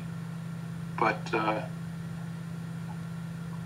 for some reason, when I was elected to this, I was not king, and I couldn't make the decisions on my own. So, Brad, yes, if you do schedule the date for June 25th, and you, as we talked about before, as long as you cancel that or change the date, I mean, there's no way to. You can change the date 14 days before the town meeting, or a little bit. You'd want to be a little bit ahead of that, but right. As long as the special town meeting warrant that gets posted 14 days before the town meeting, so you could always change it again at the beginning of June if you think there's going to be an issue. Okay. Well, what? Yeah, Go ahead, Renee. No, go ahead. I saw somebody raising their hand, and I thought Lauren did it first too, but I think she may have put hers down. No, just a comment. Why can't it be done outside in the field behind the Yale School? You know, spreading the chairs 10 feet apart and out in the fresh air. Wouldn't that be more conducive than inside of a building where people have to open doors and touch things, as opposed to outside? If we can be sure that it's not going to rain, I'm not sure. I think it might have been Renee, but I'm not positive. Somebody had mentioned we'll get out of this problem, and then we'll be in the summer, and we'll be worrying about EEE. Right. And Brad, Lauren has her hand up again too. Yes, Lauren. Thank you. I was going to say, I think some of this is, some of these are logistics issues. This is obviously not just all legal advice here, but some of these are logistics issues that you're not going to be able, I think as Renee pointed out, until we get some guidance from the governor about what this, you know, reopening actually means. If you were to choose a date, as the manager said, it's fine to choose a date as long as, if you don't post the warrant, then you're not dealing with any particular day. If you post a warrant, then that authority switches to the moderator to delay. I I think flexibility is the biggest point of all this, is that there has to be some degree of flexibility. But I also do agree, I know the manager said at the beginning of this, to try to limit the content of the warrant to just what has to get done is one way that people are approaching this. They're talking about either reducing the size of the warrant itself or coming up with a consent calendar whereby it's agreed ahead of time that the motion, there'll be a motion at the beginning of the meeting to say that articles da-da-da through da-da-da will be referred to a future town meeting. And even though that's not binding, it's still a way of limiting the types of discussion that might otherwise be held, and therefore limiting the time for people to spend together. So those are the idea of this flexibility, coming up with a plan. Anything outside, we also need to deal with accessibility and ensuring that it's accessible. So every single one of these ideas are great ideas, but they all require logistical planning and work by police, fire, town manager's office to kind of come up, and the clerk to come up with a way of managing the meeting that's safe for everyone. And whether you guys can figure that out today or not, it almost, what we think today might not matter a month from now. So I think, thinking about a date, what's a date we would work to if we wanted to have town meeting on that date? If we can have town meeting, that's probably an appropriate conversation to have without anybody feeling locked in one way or another. I agree. Does anyone else have anything? The only thing I would add is, I think we're hung up on a date. COVID's going to be around in June. It's going to be around in August. It's going to be around in November if you want to push it out that far. It's not going anywhere until 340 million Americans are vaccinated. COVID's going to be here. So it's how do you do it in the safest possible fashion? And I think the dates are relevant. It's trying to play God that it's going to be less or more infection out there at any given time. I agree. I mean, we're dealing with an unknown, have no control over. We are dealing with an unknown, but I mean, the expectation with this is that we will have a decline. And the other expectation is that once we start loosening those orders, we will have an incline. And the expectation is that that's going to be closer to fall. So I wouldn't entertain it going, us pushing it that far out. But, we have to be smart about it because, again, it's a very different situation. And, we have to think about you have the check-in process, you have people, and I think we could do the crowd control. Like I said, I'm not opposed to moving the date now.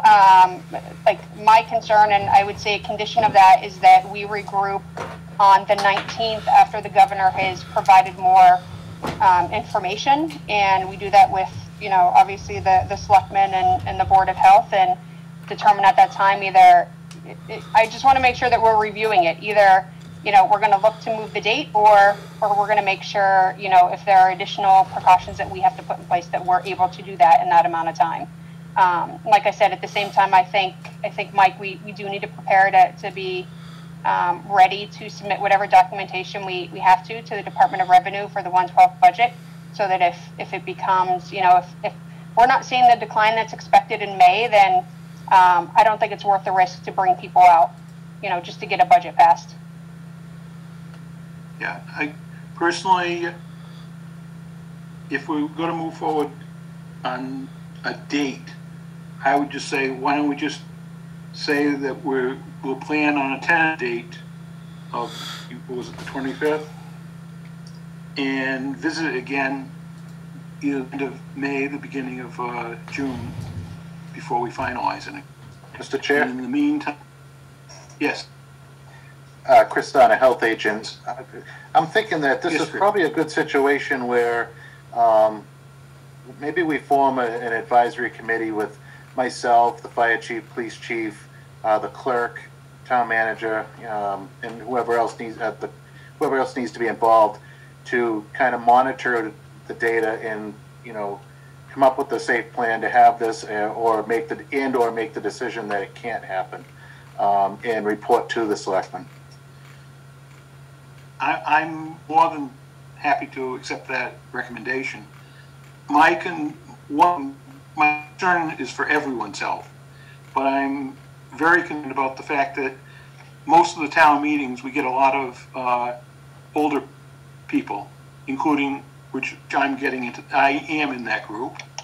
And they're the most susceptible to this problem, and I don't want to make it so that they don't feel comfortable coming to meetings they've been coming to for years because of the fact that they're mostly the doctors are telling them they shouldn't be going. And it's not fair because they have every right to vote, and I want them to feel comfortable coming. Right. I think we would definitely have to take that into consideration as an advisory committee. Yeah. So, I mean, I'm perfectly content that, you know, if we just say that, you know, it'd be nice to have at the end of June, not set a date and wait to get some feedback until later on in the month of May. Mr. Chairman? Yes. I just wanted to tell Lauren to make sure she doesn't put anything on her calendar for that June 25th date then, just in case, Lauren. Got it. Got it.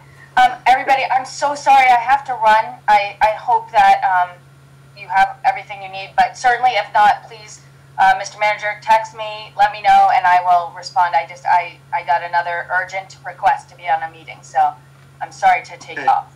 All right, thank you, Lauren. Thank you, Lauren. Thank you. Bye-bye. Hey, Lauren? Mr. Chairman? Yes. Yeah, this is Bill, the lame duck. I just wanted to say a couple things. Number one, no matter when you plan it, if you do leave it at June 8th and you need to move it, I know the selectmen can move it on their own until they post the meeting. If for some reason you post it and it's earlier than that and you need it postponed, I'll do whatever the Board of Selectmen wants in terms of using the moderator's power for as long as I'm the moderator to postpone it. So I'll be glad to work with anybody if that becomes, that becomes an issue and that becomes necessary. Second of all, the moderator, if you have it on the 25th, then I won't be running the nightmare of a meeting that's going to happen. You're welcome. Yeah, really. But by the same token, I'm not going to be heavily involved in the planning of a meeting that I'm not going to run. I don't say that vindictively or that, angrily or anything. I say that because you need to deal with the two people who are running for moderator, because the moderator exercises a lot of discretion at the meeting over what is allowed and what isn't allowed. And it doesn't matter what I think or what I'm going to do if I'm not going to be running the meeting. You're going to need to know what the two people who could possibly be the moderator during that meeting are going to want to do, because you could plan for one whole set of things, and then you get, if you listen to me, and then you get a moderator who completely changes everything, and you could run into real situations. So I would strongly suggest that if you're going to hold a meeting on that date, that you immediately start talking. I'm sure you have been talking, but that you start to both the candidates and really have them actively involved in what they would and wouldn't allow. Because I would tell you right now, if I was moderator and you guys told me you were going to hold the town meeting inside the school auditorium, nope, not me.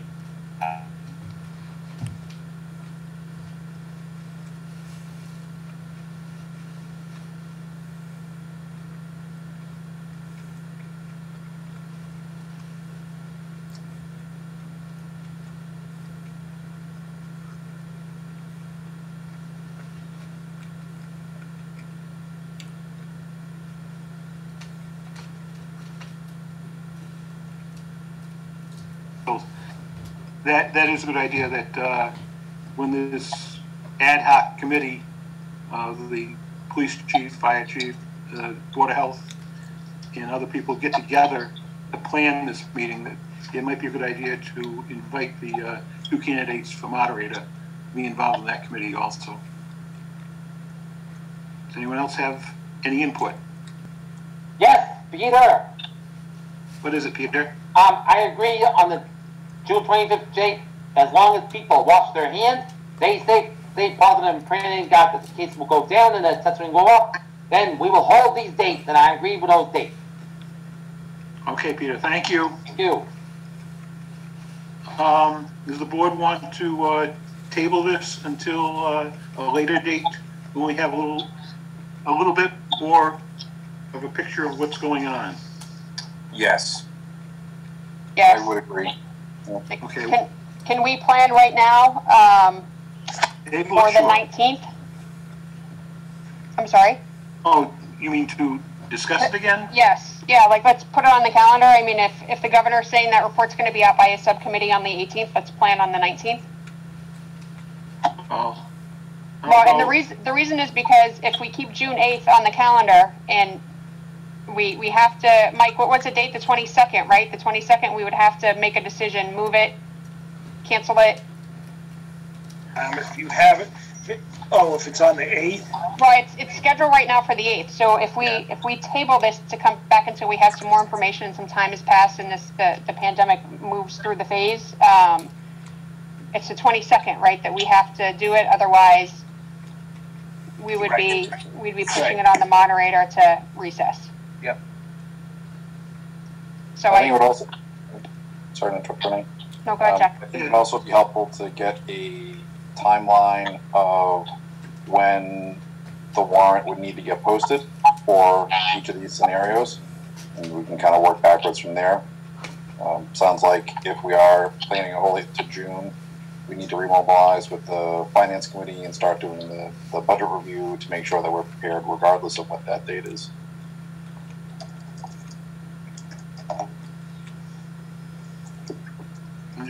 I'm just trying to look at my calendars here to figure out what date is which.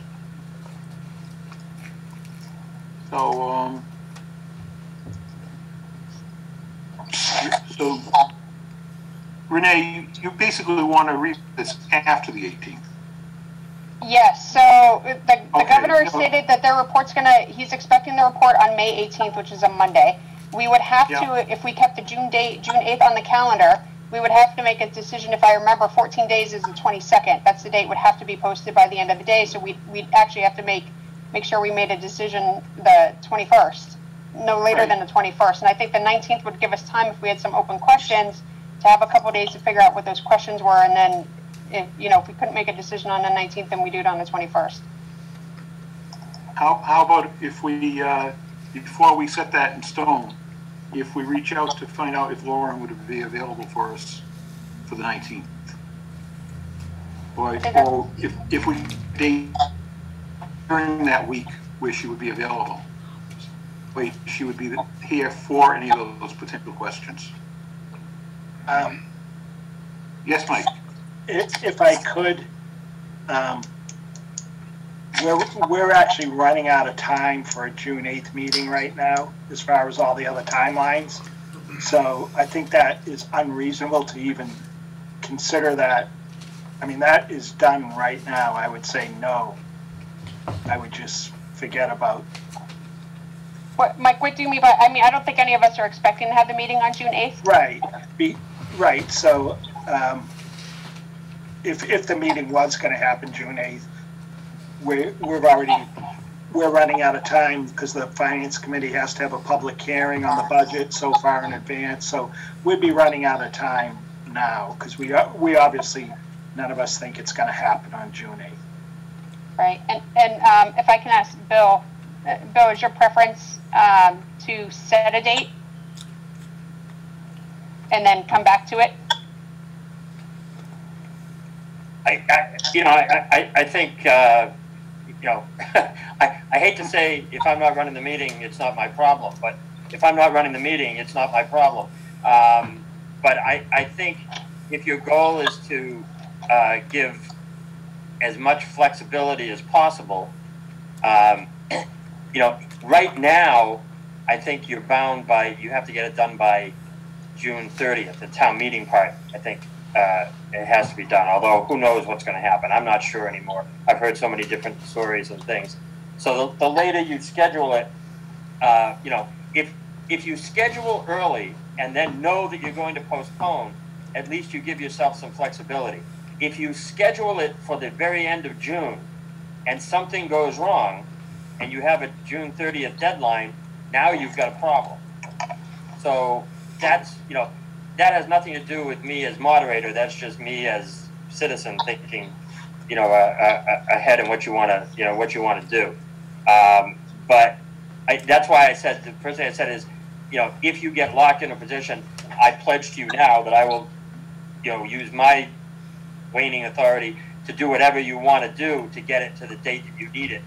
But I just worry that you might be locking yourself a little too late in the process with not enough time to adjust if you schedule it for the very end of June.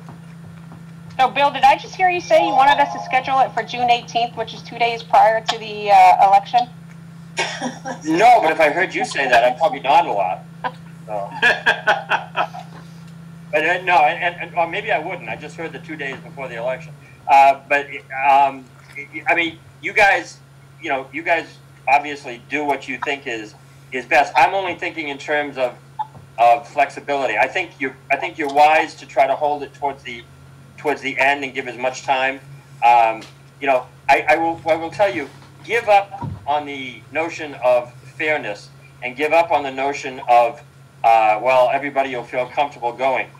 In July and August, people will not feel comfortable going to the meeting. So if you're waiting for people to feel comfortable, you know, Happy New Year 2021, because that's probably when they'll start to feel comfortable.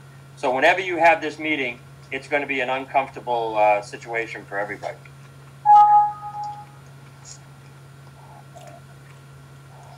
So since Bill has made reference to the moderator candidates and the importance of considering their opinion, I believe we have at least one of the potential candidates online with us. I don't know if Mr. Kimball wants to offer his thoughts on this, and I don't know if Walter Eichel is on as well.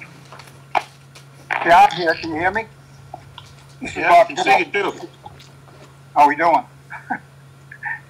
So, yeah, I've been listening to the conversation, and I do believe that, you know, I want to first say that any decision that's made on behalf of the town meeting as far as the present moderator and board of selectmen and public safety, whatever decisions are made, if elected, I'm not going to be the one to change anything. I have fullest confidence in what Bill Gavea can pull together, what the selectmen can pull together, what public safety can all get arranged. So I'm not one who's inclined to.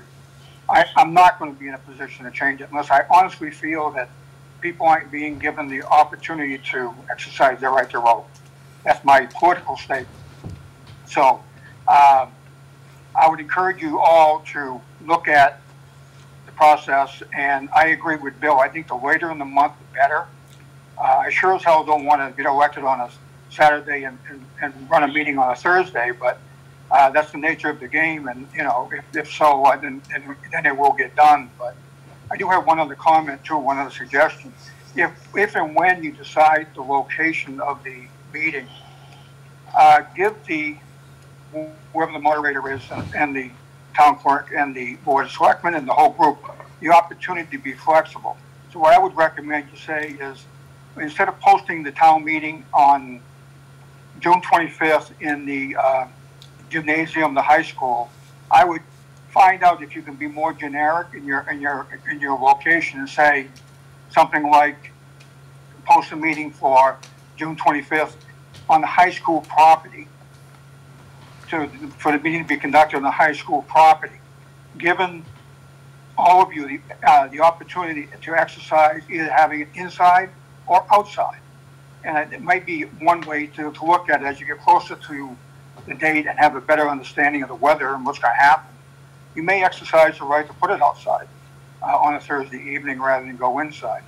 That's the only suggestion I have. But getting back to the original question that was asked by Jack, I have no intention, if elected, of going in at the last minute and changing everything around.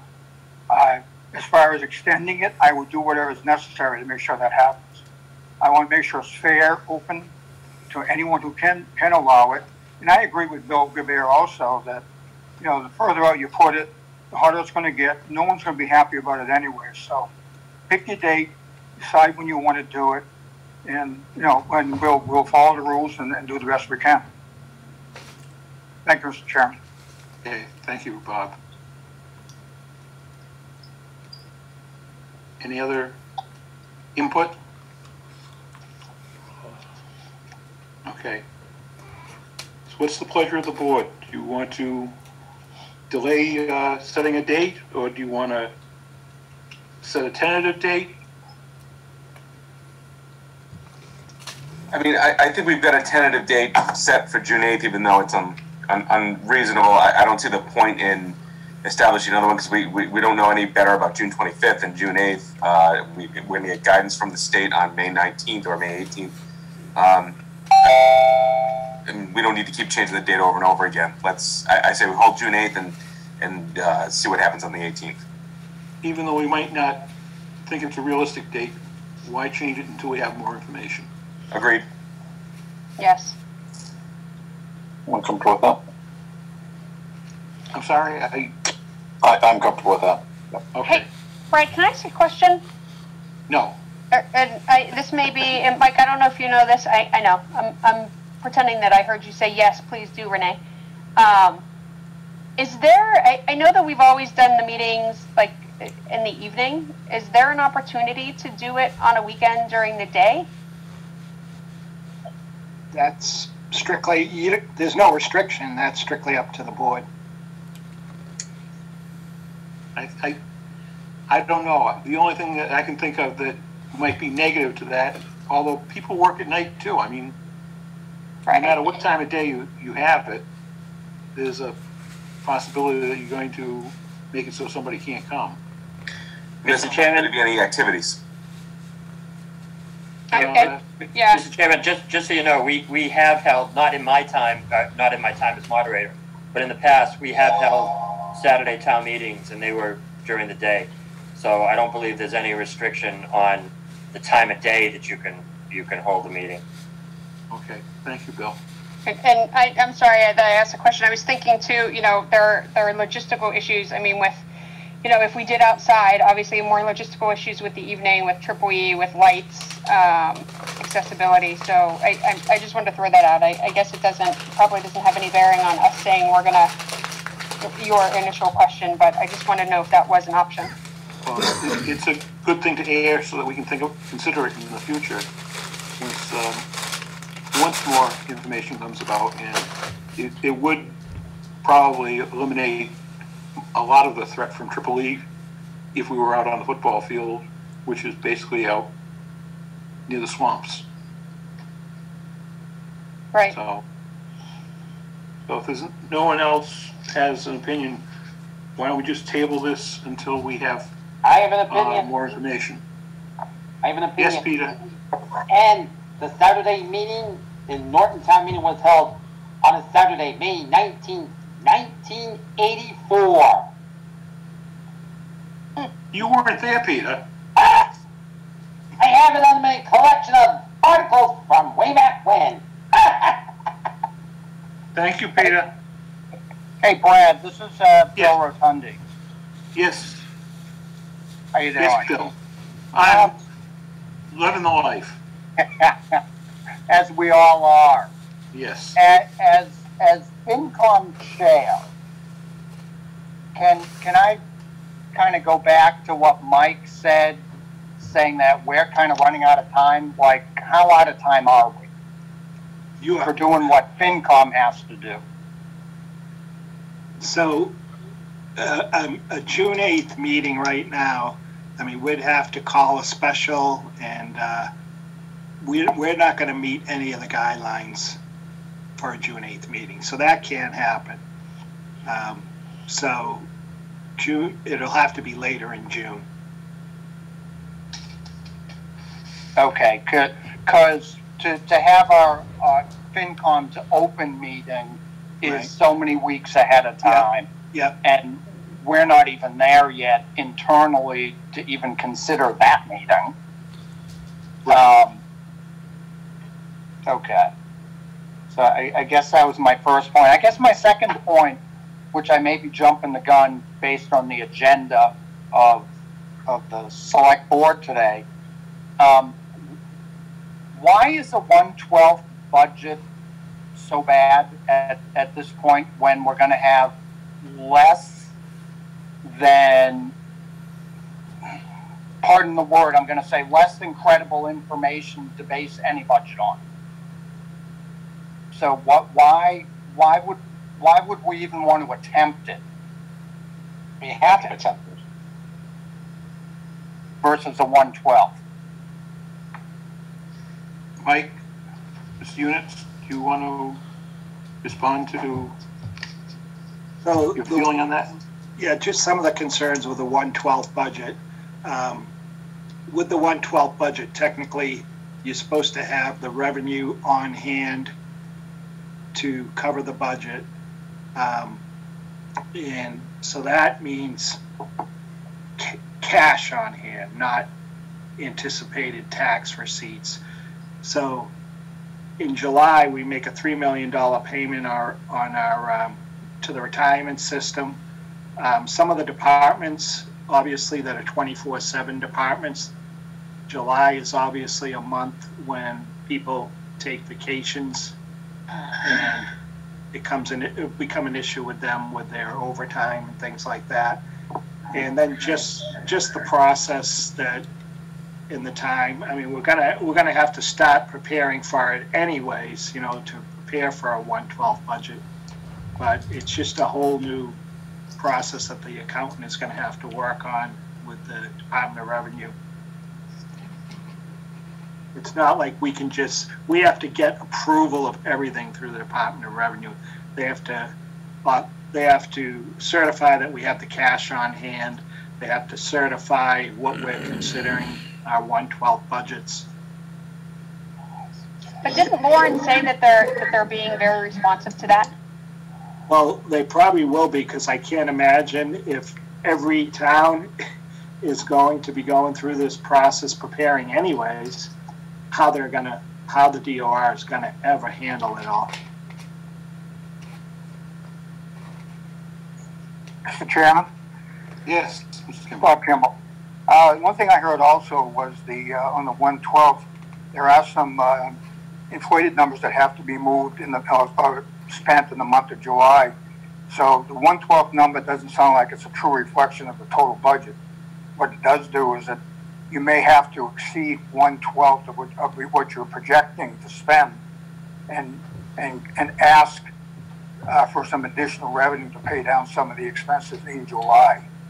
So, when you're using the 1/12 number, it doesn't necessarily mean it's going to be 1/12 for the budget. It could be a lot more than that, but you'd have to get permission from DOR to get that to happen. But as everyone's saying, it's probably going to be common practice for everybody doing that anyway. So, one way or the other, we're going to end up having to spend it. Thank you. And if you do the 1/12 budget, that's 1/12, that's July, so you're still going to have a meeting in July to have a budget. Okay. Anyone else have any comments? Mr. Chair? Questions? Yes. I'm just thinking about I'm not trying to pressure the board or anything here, but I'm trying to do the math with the time between now and town meeting, and we're looking at, if we said that June 8th is not even possible because of time that's left to plan for it, we're going to wait 3 weeks to get to the 18th to find out what the state's going to do. The 25th is only 2.5 weeks after the 8th. So, I mean, I think it would probably be smart of the board to put the date of the 25th as a date so that the finance committee can start their process. Because otherwise, you can always cancel it later, but if you don't get things moving now. But can they start their process by having, like, I don't know, can they have the virtual? I never even thought about, when they say having a hearing for something, I guess I'm just too old to think of electronic or TV as a virtual, but I'm sure that's the provision from the open meeting law was that public hearings can be held virtually. Yeah. What is the negative again of scheduling the meeting for the 25th and change. So if it's the 8th or the 25th, then we virtually know the 8th isn't going to happen. So you're going to have to change the date anyways. So why not just change it to the 25th now? That's what I'm saying, because you're going to wait 3 weeks to hear from the state. And if it's only 2.5 weeks after the 8th to get to the 25th, so. Mike, you want to repeat what you said earlier? I mean, I'm with you on it. I don't, no, Mike Flaherty. I don't think it's necessary for us to pick a date right now until we have more information. I mean, at this point, I'll put it on Christmas. Let's just move on. I mean, I think that, I agree. I don't think there's any, the 25th is just as unfeasible at this point as the 8th. So us moving it from the 8th to the 25th doesn't do a damn thing to help anybody. I mean, the FinCom is able to move forward based on whatever, knowing that the meeting's going to happen at some future point. So, you know, us debating any random day over the next 2 hours isn't going to accomplish a thing. I think we keep it at the 8th, wait till the 8th. Know that we're probably going to have to move it, but we're likely going to have to move it into July, and at that point we can just move it forward. But that's just my opinion. I think that personally, I think it's too soon to pick a date because I don't know what's happening next week. And I'll add my voice to this chorus. I agree, and there's nothing that stops us from holding FinCom meetings or logistics planning, or no matter what the event is, or where it is, or when it is. We can start doing that now and just plug the date in at a later point when things get a little clearer. Okay. I mean, unless someone else has something to add to this conversation, I think we just feel comfortable leaving it the way it is for now, and we'll put a date. I mean, if next meeting we decide the 28th, what was it, the 28th or 25th? I can't remember. The 25th. If I feel the 25th is the date that we want to go with, there's no reason we couldn't do it at our next meeting then. And I also think that excuse me, Mr. Chairman, if I may. Yes. Yeah, I think the department head should be prepared to work under a 1/12 budget, because I think that's the most likely outcome at this point. I agree. I don't see a lot of people feeling comfortable to get together for a town meeting in any of the facilities that we have. So, Brad, if I may, just to recap. So again, yep. I think we're all in agreement that let's move forward, assuming it's the 1/12 budget, so that we have what we need in place. We will regroup collectively on or around May 19th, depending upon Lauren's availability, to understand and discuss the directive or information that comes from the governor's office. And in the meantime, we should proceed with business as usual, and have the conversations about what we would do with the budget and with logistics. And I would ask too, having had the conversation about Saturdays, that the ad hoc group that Chris was mentioning, if that's going to be put together, that we look at logistics based on having a meeting during the week and the evening, and then having it on the weekend during the day, and have some pros and cons, because that might change to a future decision on what we decide is a date for the town meeting. Yeah, definitely. I mean, I think that's a good idea. We can't get too much information or too many options right now. Right. Thank you. Okay. So if we're all set with that, I'd like to move on to the update on the FY 2021 budget. Ms. Units? I did send you the latest draft. We're obviously still working on it.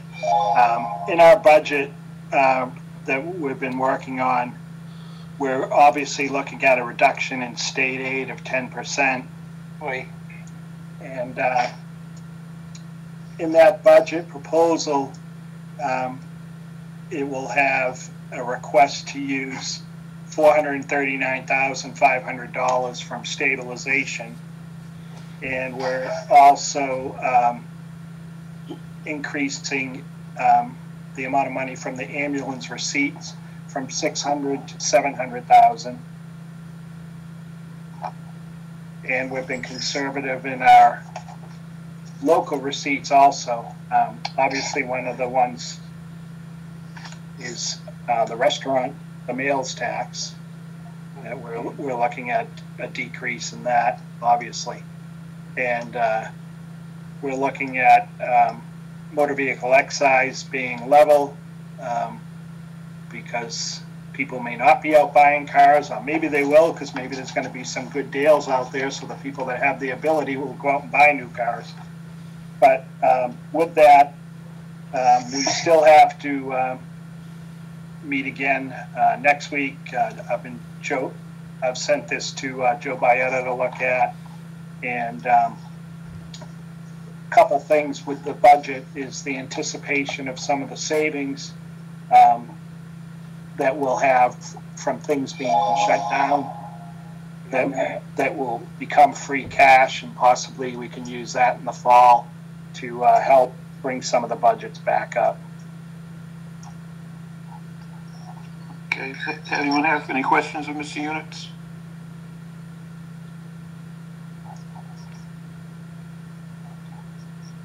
Hearing none. Brad, just a question. When is the FinCom scheduled to meet again? The FinCom has not scheduled yet. I believe, and Bill, correct me if I'm wrong, we were waiting to see tonight what you said as a town meeting date so that we could create a schedule, but we will have to schedule a meeting now.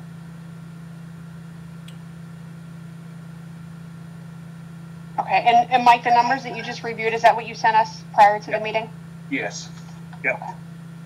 So let me know if you have any questions, and I'll be meeting with Joe, unfortunately probably by phone, Joe, next week, and we'll continue working on it. Okay. Was there any other questions? Yes, Jack? I do have one question. Just in light of the whole COVID scenario, what type of scenario planning are you guys doing for the budget? I've seen reference to 3% increases across the board. Is that still realistic, knowing what we know and anticipating what we think is going to happen in terms of receipts and state aid? I'm just curious the planning on that and when that'll be reflected. All that was taken into account when we prepared the budget. We looked at all our local receipts and what we anticipate they'll be for the next fiscal year. Okay. Can I ask a question? Certainly. Hi. Please state your name for the record. My name is Michael Sweeney Jr. I'm at 14 Mansfield Ave. How is this going to affect taxes for individuals like myself? Well, the taxes, I can't say on you personally, but we're limited to a 2.5% tax increase, real estate tax increase. Because of everything that's going on, I understand that, yeah. I'm sorry?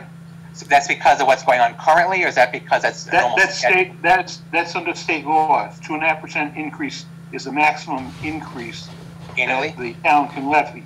The only additional money would be new growth, or if the town were to vote some sort of override, or if someone were to, under new growth, if someone were to remodel their house and they'd be reassessed, or the assessors do redo assessments on a regular basis. So if your house happened to go up in assessment, you could get a tax increase. But we're bound by the 2.5% limit. Okay. I appreciate that. This is actually my first town meeting, even though I've been a resident for 7 years, and I'm really impressed by what you guys are doing. So I know it's a lot going on right now, so I appreciate you taking the time to listen to me. I appreciate your kind words. Thank you. Thank you.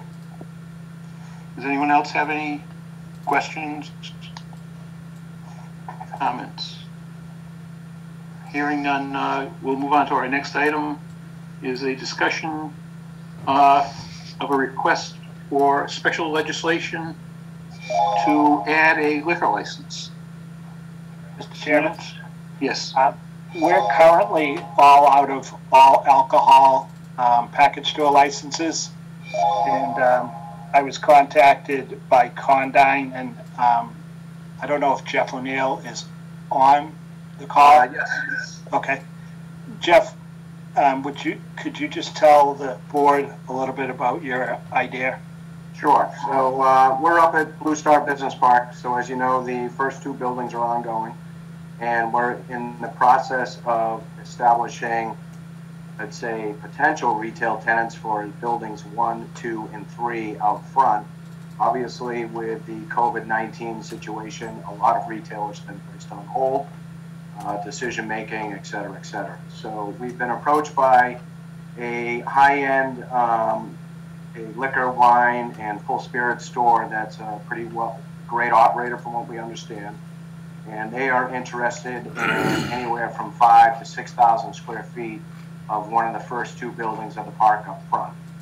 So we understand that the town is out of license availability, and they approached us and requested us to ask the town, would you consider going to the state to increase the number of licenses that the town could occupy from there. So that's where we are. Mr. Chairman? Yes. Ironically, on the day that Jeff called, I had to interrupt the call because I had a call from Senator Feeney on the other line, and I was talking with Senator Feeney, and he mentioned that he had just done a similar legislation for Plainville, and Senator Feeney's committee handles this legislation.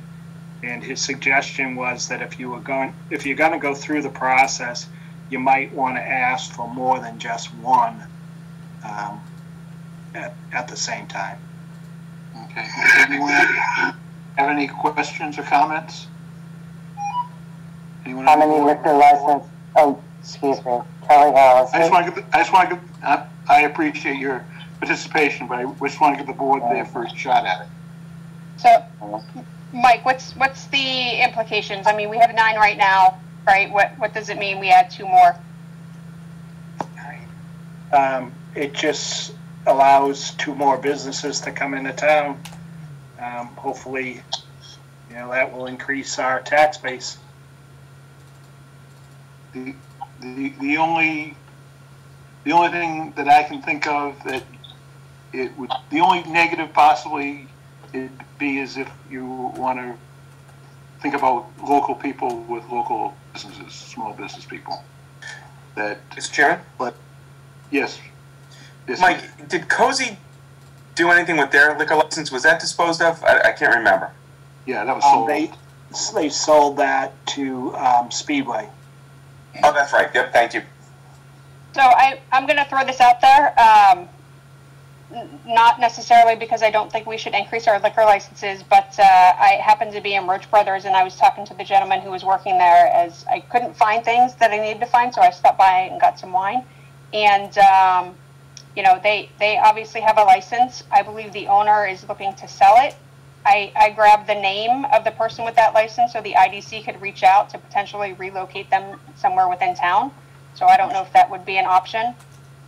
I don't believe so. I think they're looking for a full liquor license, and I think the one in Roach Brothers is beer and wine, but I'm not 100% sure. It is beer and wine. Thank you. Mr. Chairman? Yes, Mr. Kimball. This is Bob Kimball. Some history on this, okay? We have 3 full liquor licenses in Norton. We actually have 4. Produce Barn a few years ago took the town to task, and they took us to court and were able to get a full liquor license based on, what it is, it's based on population.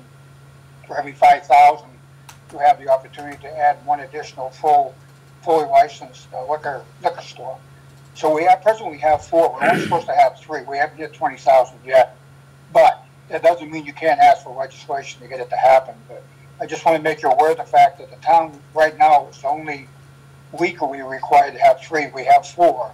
And if you ask for another 1 or 2, we'll make it 5 or 6. But that's still up to you guys whether or not you want to request it. Other than opposition from other owners, I don't see any reason why it wouldn't go through. But I think that's probably the only option the new company or a new store would have would be to get special legislation. Thank you. Talking about maybe 2 more liquor licenses in town. Mr. Chairman? Yes, Mike. Yes, so, I mean, if the board doesn't mind, I'll get more information on what Plainville just did recently and get it to you. Okay, yeah.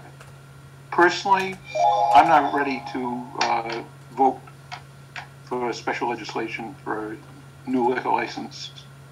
I don't know. I think we have enough at this time, but that doesn't mean that with more information I might not be willing to vote for it. Any other one wish to make a comment? My only question is, Mike, when you get that additional information, because I don't know this, can you provide us with some background on like really the authority that different boards have in assigning or providing the liquor licenses, and where they might go in town? Yeah. Yep. Thank you. Yeah, we can get into a history lesson, but I'm too tired for that right now. No, that's okay, because after this call, I'm going to find out where those 3 places are. No, I'll get your information, and you could share it with the IDC, Renee? Yes, please. Okay. Anyone else?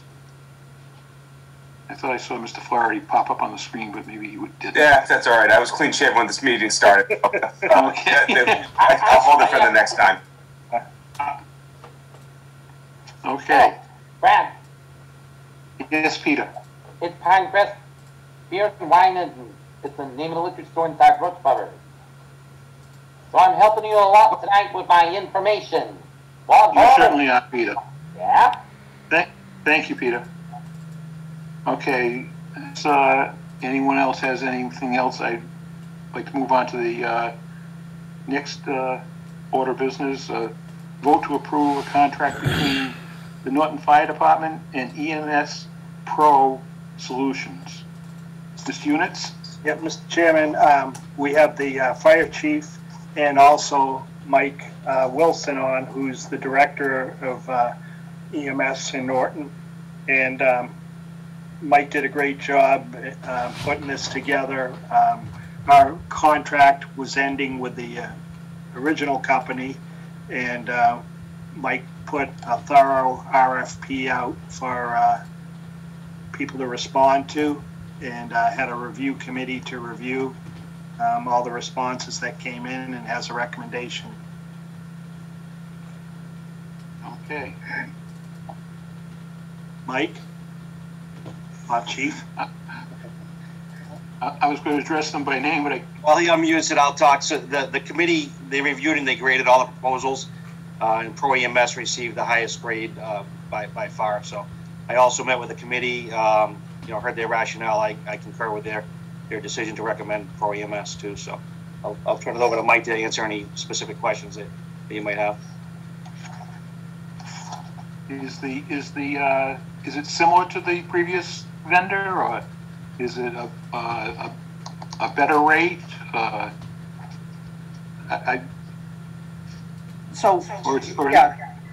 I mean, it's a better company as far as what we're looking to do.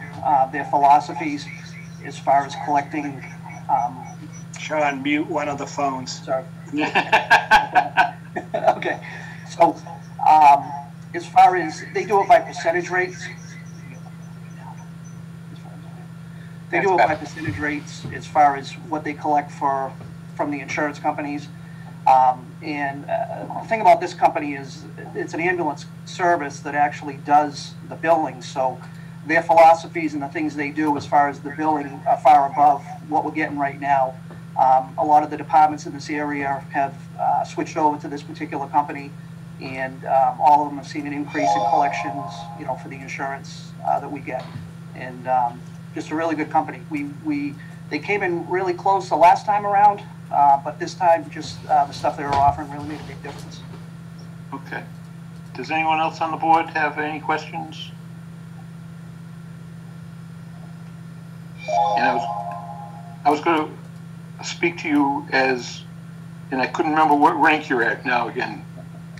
Mark. Captain. Captain. They got to write these things down. I can't keep track of the ranks. Okay. Does anyone else have any questions of the chief or Captain Wilson? Not on the contract, Brad, but I did see something in the paper today that we had a citizen that was recognized by you guys for performing life-saving CPR, and ultimately saving an individual's life. I don't know if you guys are able to talk to that. I believe it was Chris Vitorino. I'm going to butcher his last name, but I think that's something that should be acknowledged.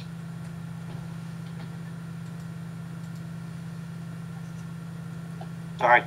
Yeah, this is Chris Vitorino. He lives in the area. He was driving by. There was an unconscious person not breathing on the side of the road, and he stopped and performed CPR until our crews arrived. So we were able to resuscitate him in large part because of the aid that he rendered before we got there. So he did a great job. How's the patient doing now, Chief? I'm not sure. We don't often get a lot of feedback, but I would assume that they were probably doing pretty well. Based on what I heard, we don't always get a good feedback a few days later after we transfer them over to care of the hospital. But anyone else have any questions of the chief or the captain? I'd just like to make a quick comment. Again, my name is Mike Sweeney, 14 Mansfield Ave. I'm also a registered nurse. I had to use the ambulance service 3 times within the last 6 months. I'd like to say they're very efficient, very knowledgeable, and I felt very safe in their hands. Thank you, Mike. They are. I've had to use the ambulance service multiple times in the past for my wife and last year for myself, and it's a tremendous feeling to have them pick you up. At least, you might not be feeling well, but at least you're not quite so worried. I figure if I die, I'm not going to blame myself. I'm going to blame them. Now that's too late at that point, Brad. I was thinking I might pass away just to show them. No. You had last. No. We need you to moderate, so stay around for a while. Okay. Does anybody else have any questions regarding the contract? And if not, Chair would entertain a motion to approve the contract between Norton Fire Department and EMS Pro Solutions. So moved. Second. Okay. We have a motion and a second. Is there any further discussion? Hearing none. Renee? Yes. Mary? Yes. I was just checking to see if you were still awake there, Mary. Yes. Mike? Yes. And I'll also vote yes. Okay. Thank you, Chief and Captain. Thank you, guys. Thank you. Okay. Next order of business is a review and/or a vote to approve the host community agreement. I assume, Renee, you're taking lead on this? Lead on that, yes. Go for it. I don't know what version Jen has. I think in the agenda, I'm going to share my screen here in a second, Brad.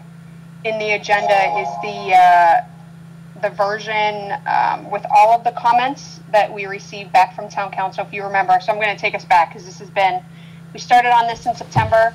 It's gone through a couple reviews of the Board of Selectmen as well as the Industrial Development Commission. It's been to Town Council, Mike, correct me if I'm wrong, but I think 2 or 3 times. And now we're finally at a point where we have a good template, I think, that will account for all the marijuana establishments and the things that we want to consider in negotiations with a potential applicant. So, Mike, am I going to be, I'm not able to share my screen. Can you provide me with, do we still have Mike? I lost him on my screen. Mike is apparently off screen, hitting the little Tommy. There. Mike, can you either transfer me host permissions or allow me to share my screen? Okay. Let's see. He's probably reading to try to figure out how do I do that. So there's a, I don't have the button in front of me. I think it says you're going to have a share button, and on the right side there's a caret that goes up, and it should say you can do one of two ways. You can allow all participants to share, or if you find me in your grid and you hover over my picture, on the right side of where you could mute me is a button, a three dot icon, and you can click there and say make host. I can mute you? Yeah, but I can unmute. Okay, let's see. So you can do that too. If you hover over that button, oh, look at Mary. Mary's off mute. If you hover over that button, you can make me a host, and then I'd be able to share as well, and I can give it back to you. All right, hover over. Three dot button, click on it, and there should be an option that says make host. I know, you're looking at the mute button. I know. Move on. The temptation is just so great. It is. All right, yeah. don't talk so I can, all right. Next to the mute. Nope, that didn't work. Do you have your screen on gallery view so you can see everyone? Go upper right corner, there's going to be a button that probably says speaker view. Click on it to say gallery view, and then you'll see. I won't move on you then. All right. Okay. And this is the mute.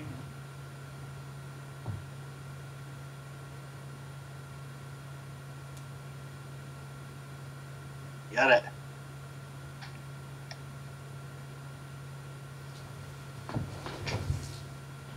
There we go. All right.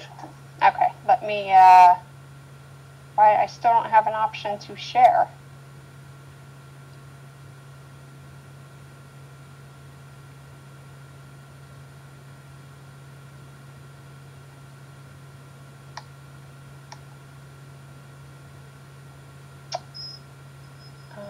Did we shut the option off on the back end?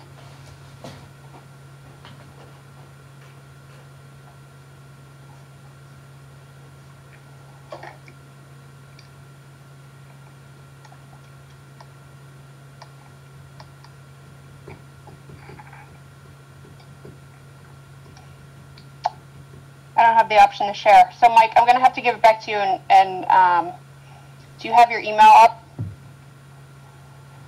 by chance? I can. Sorry, I sent the email.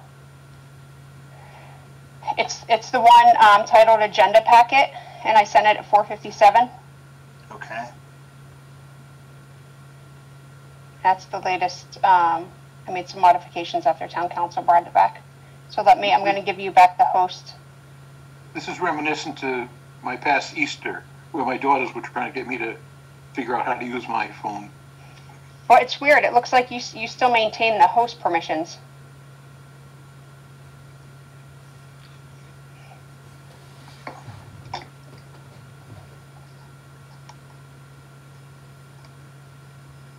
Is Charlene the host in this meeting?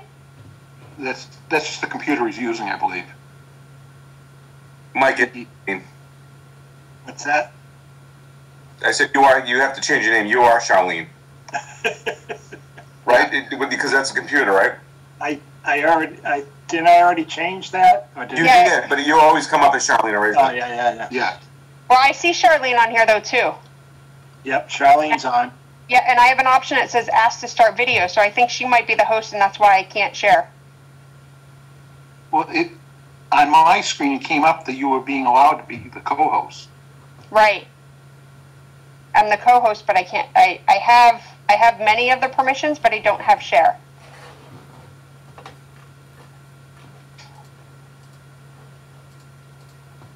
Are you logged in as her, Mike? I am.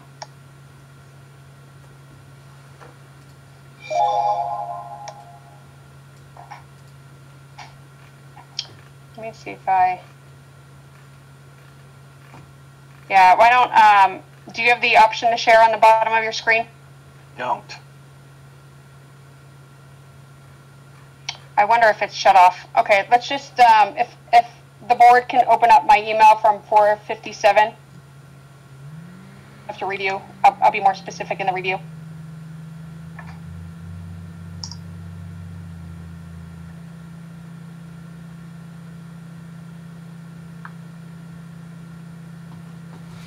and then just let me know if you guys are ready.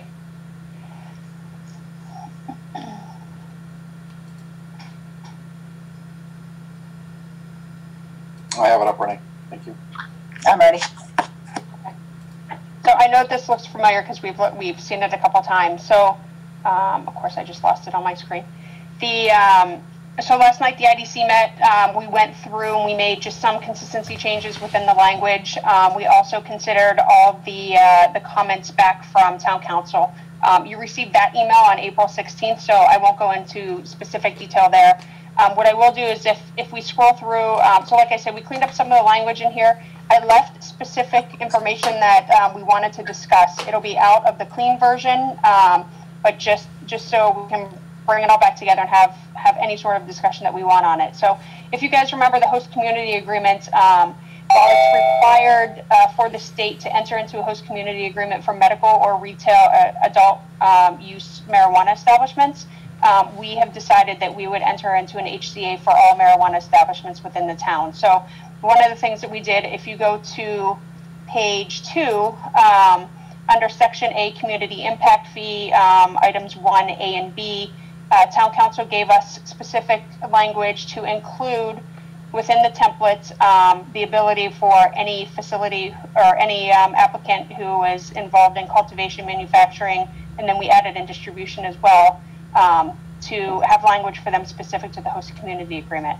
So the one comment that I want to make on here is there are a couple fees. If you guys remember from the perspective of our bylaws, we have a 3% excise tax right now on all retail gross sales. That is separate from this. Additionally, the community impact fee, the note on here that we listed and from town council is that the community impact fee is always the priority. There are other benefit payments and charitable contributions that we'll review at the bottom of this, but for purposes of negotiation, the CIF would always be in the HCA. The other items might be negotiated out based upon the business. So I just want to mention that earlier because it is something for us to consider when we look at host community agreements, and then also as the negotiation process is going through with Mike and the board.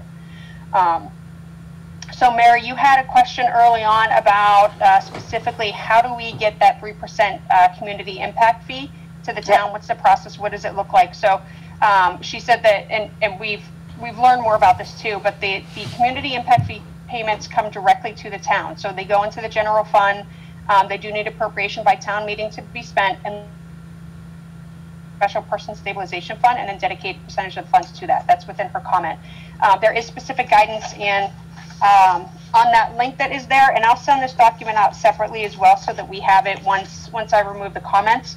But there is documentation from the Department of Revenue that has guidance that really talks about what's the general rule for accounting the money, what money could a marijuana establishment or treatment center generate for a municipality, so on and so forth. So this would be something that really I think James would probably take the lead on, right, as the town accountant, to make sure that the process is set up. But if you have any questions beyond that, feel free to let me know and I can get more information. But it is, from the CIF, it is specific. The one thing that we did change from the initial host community agreement is we changed the payment schedule for the community impact fee. It was listed as annually, and we changed that to a quarterly payment. So essentially what would happen is every quarter, the company would go back and look at their gross sales, and then they would determine what the 3% fee is and pay the town. So you'll see that on page 3. That it is paid quarterly on or by the 20 days following the end of each quarter of operation, and that would commence on the first day of their full calendar month after the commencement of their sale. So you'll see language in here too on that same page. We removed the language at the end that said for either adult use marijuana or medical marijuana because it is going to apply to all marijuana establishments. So we addressed it only as the commencement of the sales for any part of the facility. So that's a change that we made since our last review. If you scroll down on page 3, the next section B talks about the annual community benefit payments. So there's an annual community benefit payments as well as the annual charitable nonprofit contributions. Those are 2 additional things that are within the HCA that we would negotiate. And you'll see Katie provided us with some information, again, kind of similar to what I said earlier, that the community impact fee is a priority. And then additionally, if the applicant was willing to pay, or this was part of the negotiation for the annual community benefit payment, then they would provide the information in here. Some applicants will resist the requirement and claim that the statute doesn't authorize such payments, but again, you know, she said it's a matter of negotiation between the town and the applicant.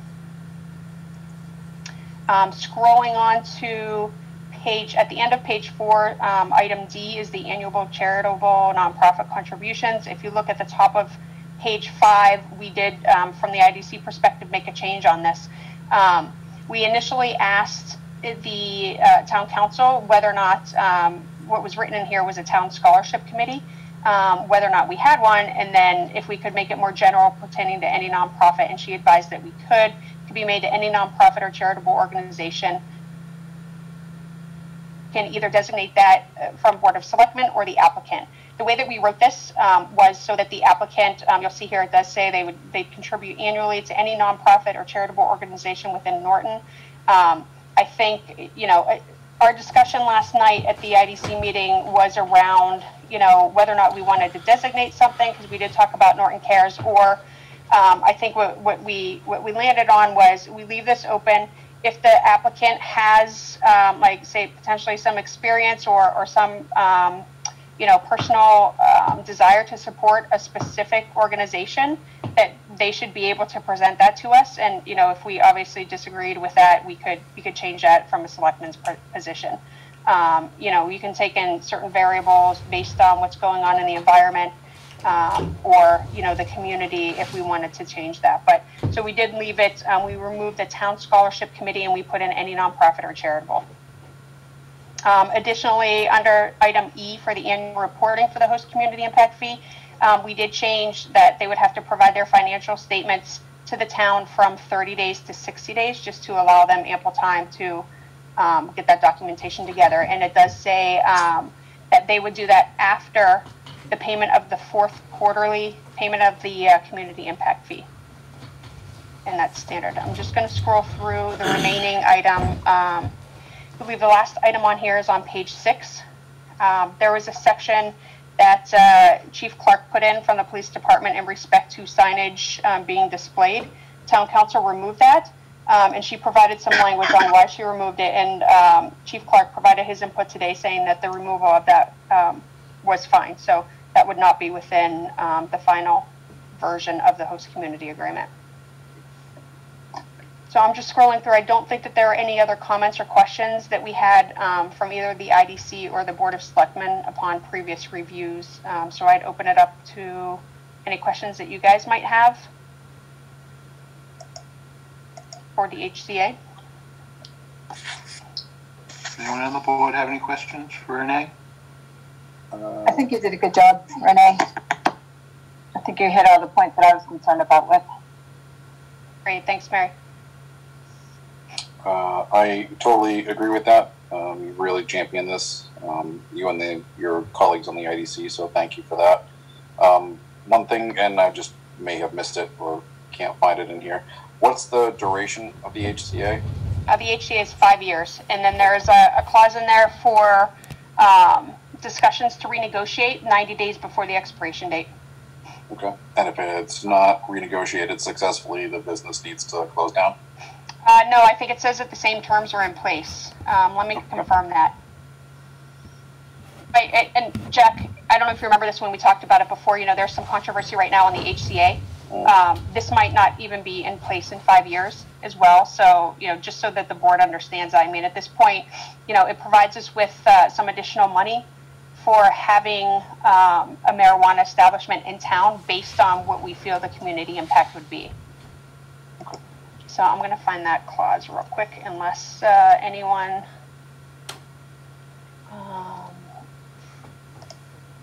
okay, it says, if the parties are unable to reach an agreement on a successor community impact fee, the impact fee specified in paragraph 2.A.1 of this agreement shall remain in effect and shall not be reduced below the amount set forth. Great. Thank you. Awesome job. Super. Thank you. I give credit to the IDC, especially last night. Everybody was very tired. It was a very late meeting, but we powered through the last of the comments. Okay. Anything further? I would just ask us to vote on the on the final version so that we have a host community agreement template that we can post online and applicants can review and in the future fill out and submit to us. Okay. If there's no other questions, Chair, I'll entertain a motion to approve the host agreement, the host community agreement as described by Renee in its final form. So moved. Second. Okay, I have a motion and a second. We'll do a vote unless there's any other comments. Renee? Yes. Jack? Yes. Mary? Yes. Mike? Yes. And I also vote yes. That's unanimous. Okay. Thank you, guys. Thank you. I'm sure that took a couple of minutes to put together. Just a little bit. There were some yawns last night, but we made it. I said the board's meeting tomorrow. Let's do this. We've been doing this since September. We have to get it done. Well, let's put it this way. Between the ambulance contract and this day, that was a struggle for him. Do you know how much time I had to take away from my binge watching television, sitting here within my four walls all by myself? Well, you should have been able to jump around on this one. I mean, we've seen it a couple times. Yeah, I didn't have to. I know, it is tough though, isn't it? Yeah. So, okay. Thank you again, Renee. Okay, we have no old business. There's nothing listed for town manager's report. I don't know if Mike has anything or not. No. Okay. All set. Selectmen's report and mail. Does anyone have anything they wanted to report on? Mr. Chair, I have one or two things. I had somebody ask me if the town had any information on Governor Baker's small business engagement program to reopen the economy. They were looking for people in various business sectors to try to contribute on how things could open safely. If you have any information or any resources that we could direct them towards so they can try to have a seat at the table. Okay. I'll check, because we usually, everything that comes from the governor's office, we usually get on our COVID-19 coronavirus section on the town website, and Paul's usually pretty good about those. Paul DiGiuseppe, the planner, but I'll check that. Okay. And the other question I had is, do you happen to know what's going on with the Reed and Barton site these days? I happened to be routed that way during the storm while trying to go get food. And drove by and there's way more buildings down than I remember the last time. I don't know if that was the result of the DEP or EPA taking more things. The only buildings we took was on the corner of Elm and Cross, and wasn't it like building E or something, the one that's over the oil tank? I don't remember which letter it is, but there was another building that was going to come down because it was located above the oil tank that the federal government was going to remove. Right. I don't remember the letter or number connotation, but it was another building that was due to come down. Okay. Yeah, I know we were taking down the ones immediately on Cross Street, and I agree. I can't remember the names of those for the life of me. Right. But the other one, Chris had mentioned he was going to have to take down at the request of the federal, for the, all the vegetable soup with all these federal agencies and stuff always gets me screwed up. But the federal government was going to do the remediation on the seeping oil from the in-ground tank that was beneath the other section of building, but he was asked to have that taken down. So does that mean the town paid to take another building down? Or maybe it's best to ask Chris to come in at our next meeting just to provide a quick update. I think he answered that in the past, and my memory is just so bogged with all these television shows I'm watching sitting here that I could guess, but I wouldn't be 100% sure. Okay. But yeah, well, we'll have to have Chris come back sometime in the future and maybe give us an update. Sounds good. That's it for me, guys. Thank you. Okay, thank you. Anyone else have anything? Okay, if not, Mr. Chairman, can I say something or ask a question? Sure. So I wanted to know what the town of Norton was going to do to honor the seniors at the high school. Has there been any discussion on that? Mr. Chairman? Yes, Mike. That the school department sent a survey to the parents of all the seniors with different, and they're waiting to hear what the general consensus is.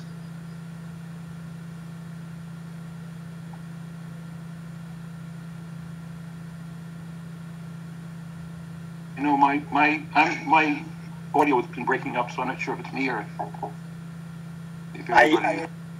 I said, Brad, that the school department has sent a survey to the homes of seniors to see what they want to do to honor the seniors. Okay. So they're reaching out to the seniors' families before they make any plans. Got it. Thank you. Okay. I wanted to make sure that you could hear it. Okay. On to warrants and minutes. As I'm reporting that I've got to get this out of the way of the camera. I authorized the payroll warrant PR 20-22 for the week ended April 18th, 2020. Warrant dated April 23rd, 2020, in the amount of $1,324,919.83. I authorize payment of invoice warrant AP 20-43, dated April 23rd, 2020, in the amount of $1,331,865.05. And I authorize invoice warrant AP 20-44, dated April 30th, 2020, in the amount of $1,277,985.22. And we're to our favorite list of items, the approval of, we have quite a list here, and I'm sure if everybody to make approval minutes, and if so, which ones? Yeah, hold on, Brad. So, Brad, I submitted 2 back to Jen today with comments. I don't know if anybody saw those. It was late in the day. There are a couple on here I still haven't gotten through, but you know, I would be fine voting for or approving, sorry, the March 26th and April 2nd with the changes to the comments I attached back today. Okay. Does everyone else count those 2? Yes, sir. I haven't seen the comments yet. Yeah, I didn't see that particular. Okay, I know one was more detailed. Do you want to do? I can review right now for the 26th, Mike and Brad. Okay, if it's not too lengthy. No, they were minor. So there was a. Okay. Hold on, I gotta look at the track changes here.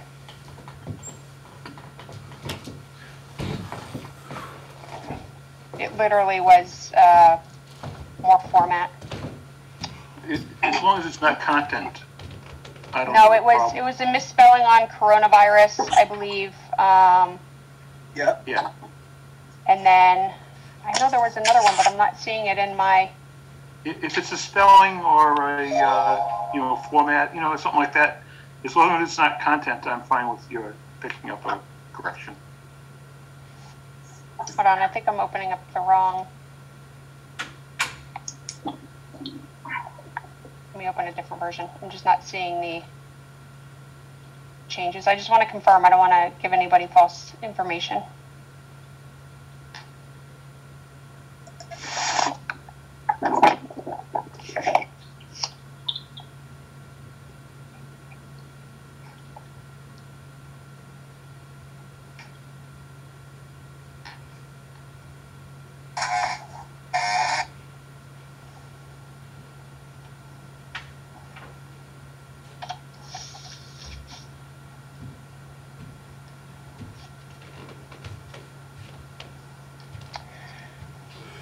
Okay, so it was just misspelling on coronavirus, and then on one of the motions, actually it was that particular motion to grant an extension.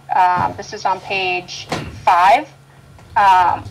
We had some discussion about when we were going to grant the extension to Carroll Advertising, on whether or not we would do to the end of the year, October 1st, and I just put in a comment when the motion was actually made that we added in the date for the extension to October 1st. Okay. Those were the only two, so minor, but just wanted, because there was discussion back and forth, and I know that we specifically said what the date was going to be. Okay, I'm all set with that then. So, Chair entertain a motion then to approve the March 26, 2020 minutes as corrected. So moved. Is that a second? I'm sorry. Yep, Mary seconded. Okay. We have a motion and a second. Is there any further discussion? Hearing none. Renee?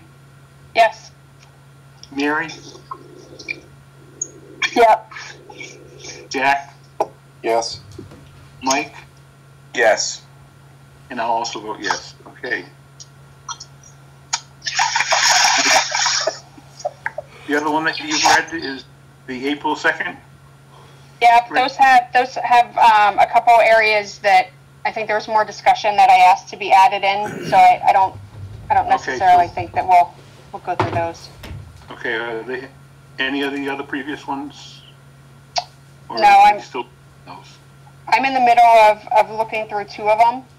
Okay. I'm almost done with the October 17th. It was a really long meeting though, so I don't know if anybody else has looked at them in detail, but I have not had a chance. I haven't looked at March 16th at all. I started March 5th, but I didn't get through it.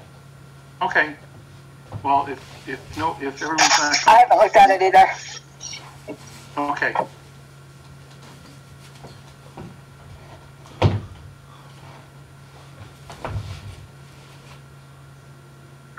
In that case, we'll revisit the other ones at our next meeting. Right now, our next meeting is scheduled for May 14th. And unless anyone has any further business, Chair, to entertain a motion to adjourn. Just yeah. Yes, Jack. Just on the minutes, I know we all have a lot going on, but we do have, if there's stuff back from October, that's almost 6 months. So if we could all collectively try to commit to sitting down, reviewing them, and I'm just as guilty as everybody for not dedicating the time to do so. But if we can try to clear the full backlog at our next meeting, I think that would be something good, because I know people do actually look at those minutes from time to time. I agree, Jack, wholeheartedly, and it has been quite busy. I'd also remind people, too, that all these are, I think with the exception of one meeting, they're up on Norton Media Center. So they have that option, too, if they're interested in a specific agenda item. Okay. And I'll second Mike's motion to adjourn. Okay. So, we'll vote on it then. How's that sound? That Renee? sounds great. Yes. Mary? She's on mute, but I think she says yes. I think she's already adjourned. While you're on my screen, Mike, I'll let you go. I mute you, Mary. Yeah. Am I muted? You were muted. It was lovely. Mike muted you. I thought I was paying attention, but yes, I'm a yes. Okay. Jack? Yes. And Mike, did you say yes? Yes. Okay. Well, I definitely say yes. So, Thank you, everybody, and good night. See you at the next meeting. Stay healthy.